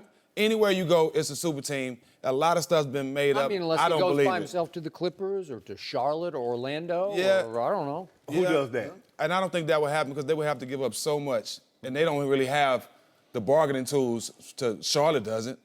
So I don't see it happen. This is another made up situation with Kawhi because we've heard a lot of made up stuff this summer. I've talked to him and heard stuff being made up, and he didn't say it, so I know a lot of stuff is not true. Go ahead. You want to go? You want to go? I do have to defend Shams Charania. Hard name to say, but he does a really good Nice name. job.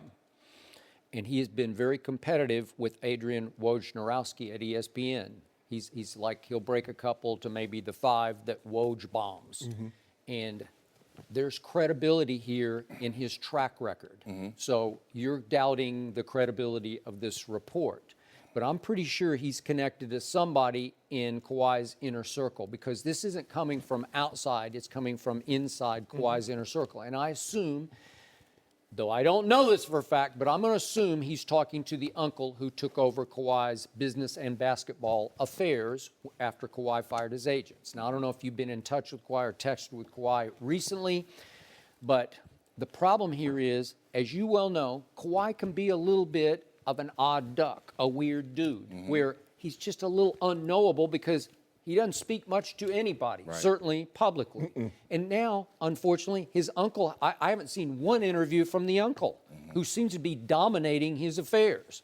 So if he's the primary decision maker and he's gone radio silent, 0 dark 30 as you talk about with LeBron during the playoffs, then it's hard for anybody to know anything. And it's hurting Kawhi's stock because it's hard for these teams to know what he's thinking, to the point, do you want to bet on that guy for 5 years? Right. Do you want to bet? Do you want to give up a bunch of your assets to get him in-house for a year and trust that he's going to sign for 5 more? That's the bet. Well, that's a hard one. That's the biggest bet, Skip. Yeah. Whether or not he can be healthy, you can find that shortly. But I'll just throw that out. Okay, I'm let's going say to assume he can be. Okay, are you willing to roll the dice and give up young talent and assets via draft picks for a guy you're not 1,000% certain is going to re-sign. Now, he strikes me as a lot different than Paul George. Kawhi seems to be a guy that once he makes his mind up, this is where he is. There is no swaying. And this is all I've been saying, Skip, when you and I were talking about this in the first segment. I just believe that these things are getting leaked because it's trying to put pressure on someone to do this deal, which would be a bad deal. I love Kawhi, but to give up Kuzma, Ingram, and 2 first-round picks, no chance. No, but this information would discourage the Lakers from doing the deal, not encourage. No, it would encourage him because they said if you don't do this deal, there's a chance you won't get him when it comes to be a free agent. There's no guarantee. So you better go ahead and make sure you get him now before he goes someplace else and maybe gets talked into staying, a la Paul George.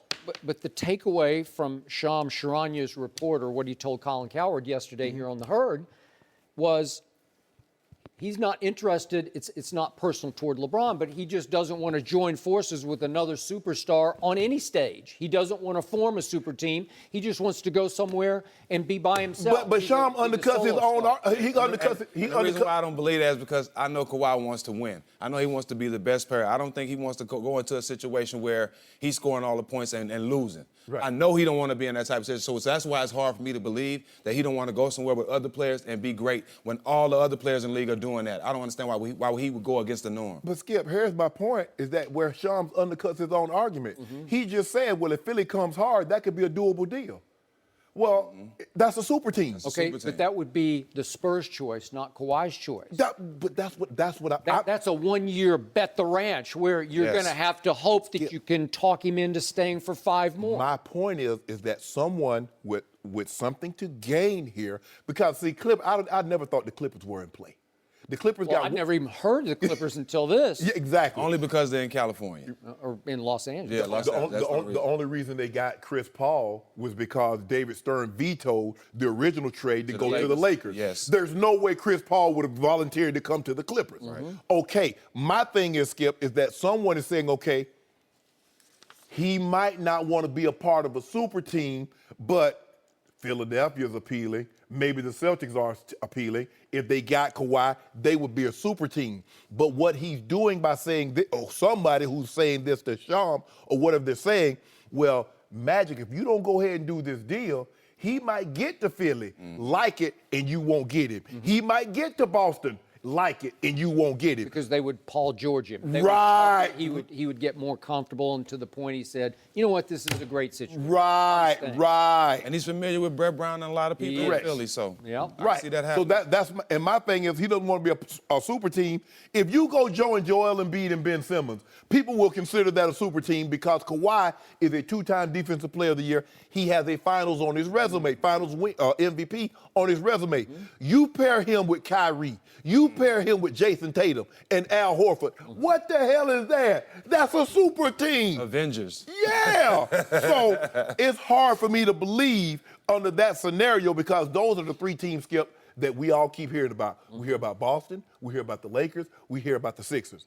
And in any situation, wherever he goes, it's going to be considered a super team because who he's joining up with. That's my only thing. Okay, just remember, I know you know him, I know you love him, and you like him. But there was some shift in Kawhi's psyche last year where the bridge got burned with the San Antonio Spurs. And it's hard to burn that bridge because that bridge has never been burned between the Spurs and any star who's ever played for them. This is a first. But a lot of stuff happened for the first. I know, everything. Never had players. I got it. Yeah. I got it. We got that with the But Patriots. you asked me earlier, why did Greg Popovich fly all the way to San Diego to sit across and look in eye to eye into Kawhi's soul? It's because he doesn't speak. And you have to go sit with him one-on-one and try to figure out what's going on in that mind of yours. Because it's a little different than most guys' Pop really loves that kid, man. Yeah, it's not just about basketball with Pop. Pop really cares about these kids. And Popovich hasn't talked about what came out. I don't know what his takeaway was from that. What did he hear? What did he feel? What did he sense from Kawhi? What changed?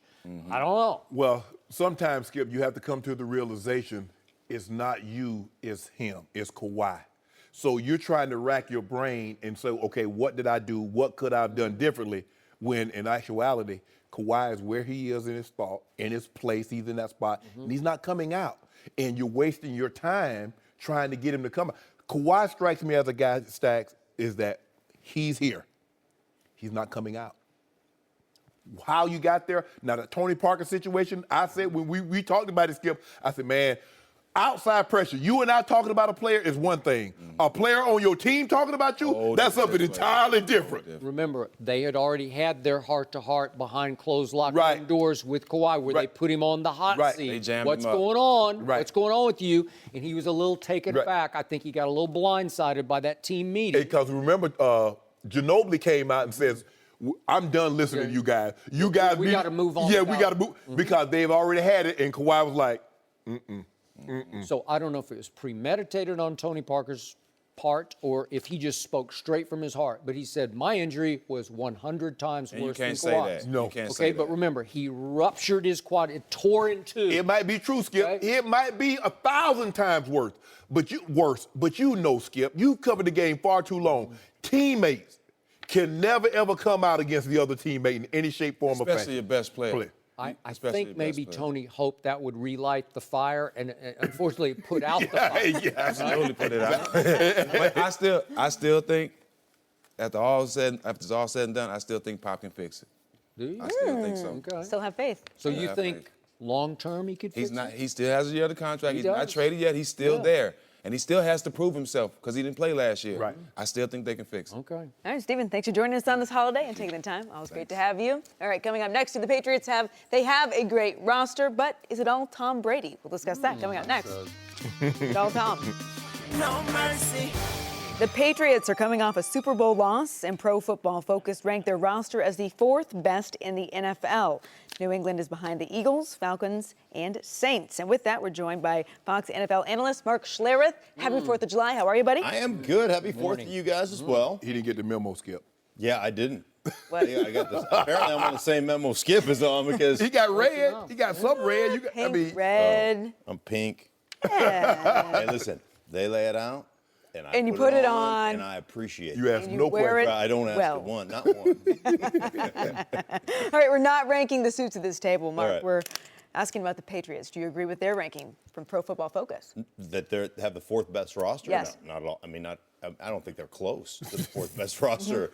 I mean, Really? Honestly, who's going to play left tackle for them? They're going to start a rookie at left tackle? You look at their lines of scrimmage, both lines of scrimmage, and I would say that they are below average. Who's a elite player, pass rush wise or linebacker wise, in their front seven? And they don't have one. I mean, Dante Hightower is coming off an injury. He's a really good player.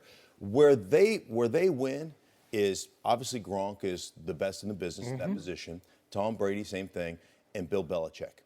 Bill Belichick can take his and beat yours, and he can take yours and beat his. And they are the best coach team in the National Football League. They put their players in positions to execute. That's what makes them better. So many coaches put their players in positions to fail. He doesn't say, what can't you do? He says, what can you do, and let me put you in that position. That's why year in and year out, they're better than everybody else. They coach you up, they develop you, and they put you in a position to win. But as far as the best roster, honestly, I mean, Julian Edelman sets a tone for them. He's going to miss the first 4 games. He sets a tone for them. But is he one of the top 5 receivers in the league? No. Do they have a top 10 receiver on their roster right now? No. Except for Gronk. But from the wideout position, No. are any of their backs top 5 or 10 backs in the league? Or any of their offensive linemen? Top 5 line? No. You give me a front 7 player who's a top 10 player on the in the NFL on the front 7. You can't because they don't have one. Van Noy, Flowers, He's a guy. who? No. They're guys. Thank So you. I mean, it's a I mean, ridiculous Stephon rating. Gilmore is a good player. Stephon Gilmore's a good. The McCourty brothers are both good players. Yep. Yeah, but I don't think Stephon. When we talked about Dallas, Skip, we like, okay, we can see they got top 3 offensive line, left tackle, center, guard, Zeke, Lawrence, Sean Lee. Okay, we can go off. You can see it. But basically, when you come to New England, you go Tom Brady, you go Gronk. That's it. Now, Bill Belichick is not a roster spot. So you talk about he being the best coach, that shouldn't factor in a roster spot. Skip, they're not even close to being top 4. With a defense that only the Bucs gave up more yards from scrimmage, so they're the 31st ranked defense, and somehow with that defense, that's not even close. Now, granted, they're not the worst roster, But Skip, they're not even close to being four. How do they What have? do you think they are? 15th? I mean, Skip, I'm looking at the Rams. They got the Rams ninth. The Rams ninth. One behind the Dallas Cowboys. Yeah. Look at their running back. They got the best. They got the one or two best defensive linemen in football, and Aaron Donald. They signed Sue. They got to leave. Yep. I mean, they're loaded. Peters, Talib. I mean, they. I don't get it. The So Jags are 10. I don't. Behind Dallas. With that defense they got, they're loaded on the front seven on defense. Front seven, they're as good as anybody, and they got the 10th best roster. I don't know. Look, no. Always the problem that I have when you look at like a rankings from a Pro Football Focus is that you're grading a guy without context. You don't have the game plan. You don't know what he's asked to do in that particular situation. So you're grading people and players on things that you have no idea.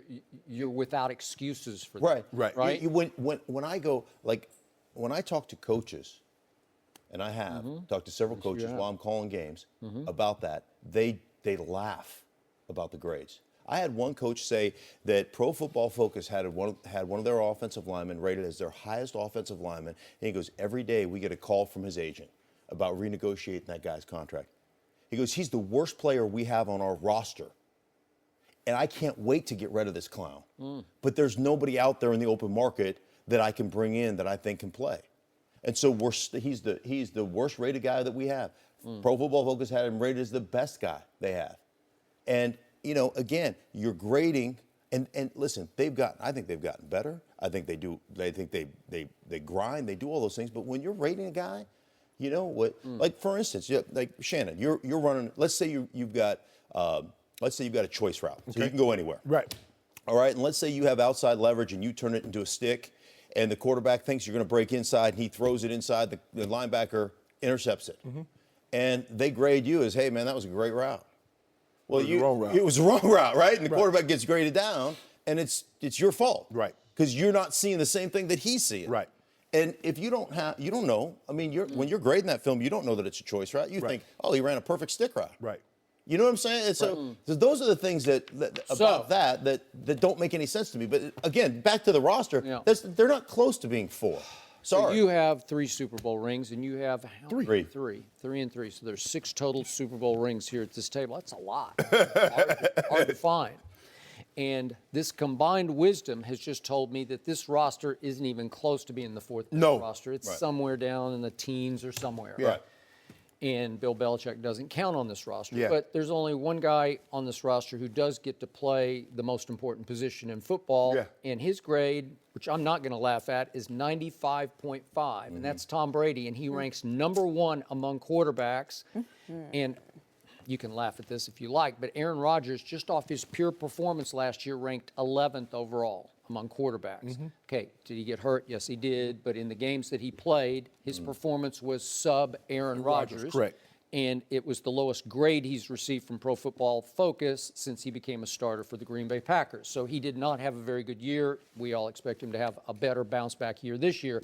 But what's happening is you realize the Vegas betting favorite as we speak is the New England Patriots with the maybe 15th worst roster and that quarterback. And he's got one dominating receiver in Gronkowski at tight end who's ranked #1, obviously among the tight ends. But it's mostly about a 40-year-old quarterback who won the regular season MVP last year and then set the Super Bowl, or not Super Bowl record, the playoff record for yards in a playoff game, 505 in the Super Bowl.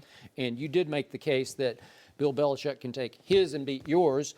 Well, he can if he plays Malcolm Butler in the Super Bowl, which he chose not to do for inexplicable reasons that I think still cost them the game. I don't get that. Well, let me ask you a question. He wasn't the MVP coach of that game. Sure. Yeah. If New England played in the NFC, do you still think they would be the overwhelming favorite? Because when you look at the AFC, basically it's Pittsburgh and Jacksonville and the Patriots. Strength of schedule or weakness of schedule obviously plays something into the betting favorite. Because you look but still, Edelman's going to be gone for 4 games, and Vegas still says, nope, they're our betting favorite. But look at the division there. Miami, Buffalo, the Jets, really, Skip? So if you're in the NFC, or you got to play the Rams, or you got to see New Orleans, or you got to see the Falcons, you got to see Philly, Now we're talking about a different scenario. You have to see one of those teams in the Super Bowl, and they're still saying they're the betting favorite. That's my point, Skip. See? You see what he did? You know, out here for basketball. Yeah. See, now, when LeBron has to face one of those teams in the Western Conference, he plays in the East, so he should have been in the finals. Now, Tom Brady plays in the AFC. Right. He should be in the Super Bowl. Oh, okay. I just told you, LeBron just finally gave in and gave up, not chasing chips. He said, I'm going to have the guts to go west because I don't care anymore. No, because Tom Brady cares. He want to show all y'all he can go wherever he wants and still do what he do. Well, good luck to you. Well, he don't need no luck. Championship Luck is what happens when preparation meets opportunity. Oh, okay. He's been prepared for 15 to do this. But guess what? Tom Brady's going to be 41 years of age, and Vegas is still saying, we're betting on that guy. Well, I don't know why you wouldn't bet on Tom Brady. Yeah. I mean, why you with Brady and Belichick? Of course, when you look at the AFC. You listen to Ben might retire mid-season. Right. I don't have any faith in Blake Bortles. The other thing is the Steelers have a far more talented roster. Yeah. But they don't ever match up well. But Tomlin doesn't ever match up well in a coach-off with Bill Belichick. They just don't. And the quarterbacks don't match up either. No, they don't. Yeah. I mean, but you got a top 5 quarterback. You got a top 3 running back. You got a top 2 wide receiver. Skip, they're low offensively. Look at DeCastro. Look at their offensive line. They got when you and I played. Who was our? We won back-to-back championships together. We went 13-3 one year and lost. We put a 3-year run together that nobody's put together. Who was our toughest challenge? And they were a horrible team in our division. The toughest challenge year in and year out for us as an offense. Probably Chargers. Yeah. Yeah. The Chargers. Yeah. Okay, but that's rivalry. That's No. It was they just matched up well with us. They really matched up well with us, especially inside with their defensive tackles and their scheme. Their scheme. Like they match up well. New England just matches up well with Pittsburgh, and they put it to them. Defense. That 3-4 defense, Coach Belichick knows the weakness. Tom Brady knows the weakness, and they don't have to beat New England. You're going to have someone that can get Tom Brady out of this phone booth.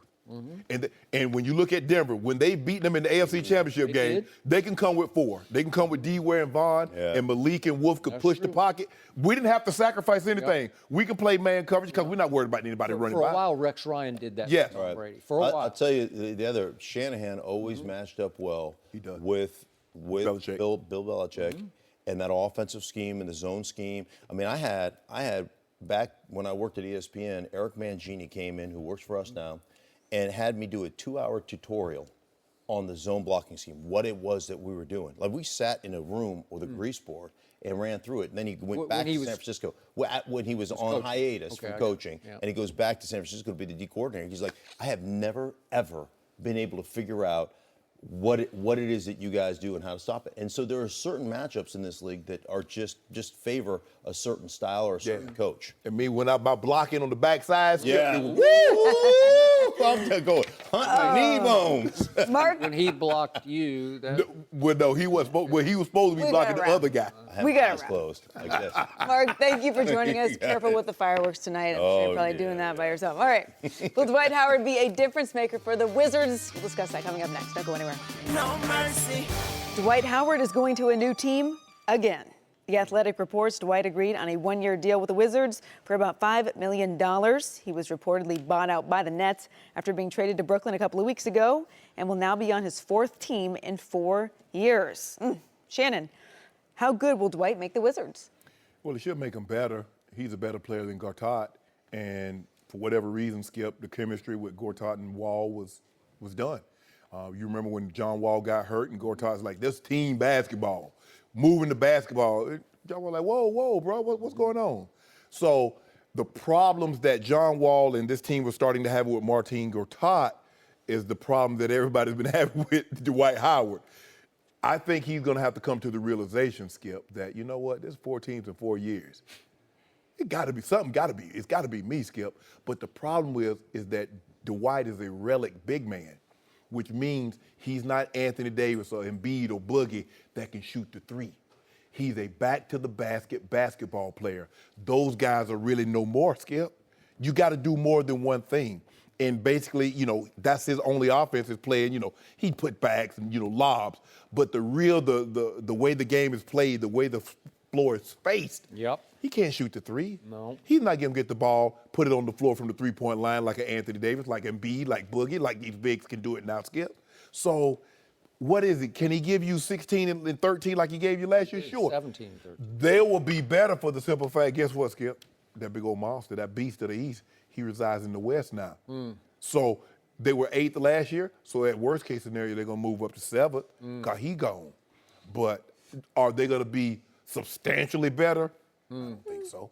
I will bet you they will be a little worse than they were last year. What? Because of Dwight Howard and his losing intangibles. Wow. Do you remember the recent quotes from Brendan Haywood about what happened Yeah. in Charlotte? And I quote, people I talked to behind the scenes in Charlotte, guys were just sick and tired of Dwight's act, doesn't accept responsibility, cries a lot, awful body language. That's the Dwight. And again, I don't hate Dwight. I know him a little bit. I think he has a nice heart. He's almost too nice to play basketball at the high level that his body looks like he should be able to play at. Correct. So here we go with Washington. They needed a big man, and they fell right into the same trap that Charlotte and Atlanta fell into. Everybody. Couldn't Houston, wait to LA. get out of it. They all couldn't wait to get out of the Dwight trap. He has made over $210 million in his now going into his 15th year in this league. That's I think it's the 10th most all time because of those shoulders and that physique. But when you boil it all down, does he really care about winning basketball games? I don't think so. Is he an offensive liability in the fourth quarter? Yes, he is. He can't shoot free throws. He has no post-up game, no go-to game where he can get you a bucket when you need a bucket. Can he defend? Yeah, when he wants to. He still can protect the paint. He's absolutely. Defensive Player of the Year, obviously. But in the end, he just slowly wears on your locker room over time. Like Kobe Bryant, it took him about a week to decide he's clownish. All he wants to do is shoot half-court hook shots. With a backpack on. Yeah, with a backpack on. But Skip, it's hard. I mean, he can play pick and roll with John Wall. I mean, he's more athletic than Gortat. I just think that the intangibles are bad. Gortat he'll just go fight you. You know, he'll go push and shove and scratch and claw. Right. And again, is Dwight better than Gortat? Yes, he is. Yeah. Like in a vacuum, he's better. But over time, you just saw what happened in L.A. You saw what happened in Houston, and then Atlanta, and then Charlotte, and 4 teams in 4 years. The Nets say we ain't going to bother. They didn't even bother. That was just a salary dump. Yeah, we just say, well, as a matter of fact, we just go ahead, tell us your account number. We'll go ahead and put the money in your account. We don't even want you to come in here to talk to us about it. We'll just put direct deposit, the buy, We're good. and keep it moving. I don't know. I like Dwight personally. I just don't have any respect for him as a basketball player. The thing is, it's too late for him to evolve his game. Because all the bigs now, the 6'10", 7-foot tall Skip can do what? They can shoot the three. Karl Anthony Towns, Boogie, Anthony Davis, Embiid. Dwight can't shoot it from 15 feet, let alone 20. Jokic. All these guys can do. So he's a relic big now. He is. And there's always going to be a play, Skip, for guys, because that's what Mo Bamba is. He's a Dwight Howard. I got it, but he did. Dwight averaged 17 and 13, and Washington saying, okay, I guess we got to try to. But I did see footage of Mo Bamba hitting threes, so he's trying to incorporate that. He's trying to incorporate that into his game. Yeah. But Skip, I hope he can spend more than a year someplace. Yeah. Doesn't look good. He got a lot of houses. Yeah. I hope he ain't buying houses in all these locations. Cigar room is key. That's all I've taken away from today. Well, is it already panic time for Trae Young? That's coming up. No mercy.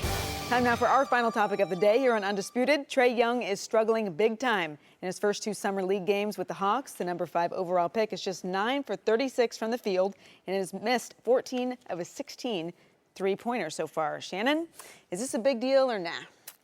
No, it's the summer league. I mean, it's not really summer league, Skip. I mean, and there rarely does summer league equate because we saw a guy last year that, he just lit it up.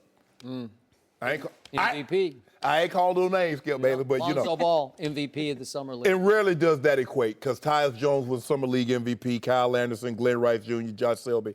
So rarely does that equate. It's the summer league, Skip. Yeah, he's going to struggle. But you can't be shooting 40-footers and think you're going to be shooting 50% from the field, Skip.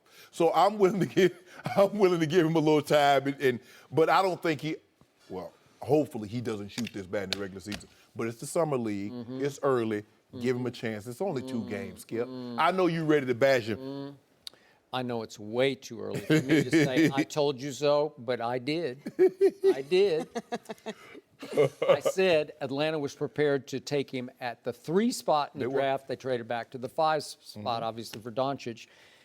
That's way too high to draft Trae Young. He's short, and he's slight, and he's not an explosive athlete, and he's already getting exposed by players that might or might not be playing in real NBA games because long, more athletic defenders are getting up into him and pushing his shot farther and farther out. He's not really a pure jump shooter. He's more of a set shooter, and it's just going to get harder and harder at the next level with the longer three-point shot. He is a gifted passer, but so far I've been surprised. He's having a hard time finding open men. He's had only 3 assists and 3 assists in the 2 games, and he should be a 10-assist kid. Yeah, well, I mean, as well as he assisted the ball, and he's going to be playing with better players, so that assist total should even be better. But, Skip, I mean, he takes really – I don't think anybody thought Steph Curry was going to be this Steph Curry. So I'm not saying he's going to be that, Skip, but I do believe he'll shoot a better percentage of what he's shooting right now. Plus, he can't be any worse. Atlanta needed box office, Skip. Doncic wasn't going to sell tickets. No, I got it. All right, guys, great show today. That's it for us. Careful with the hot dog eating contest. No mercy. Thanks for listening to the Undisputed Podcast. I'm Joy Taylor. We're back again tomorrow morning at 9:30 Eastern. We'll see you then. Fox Sports 1 of 1.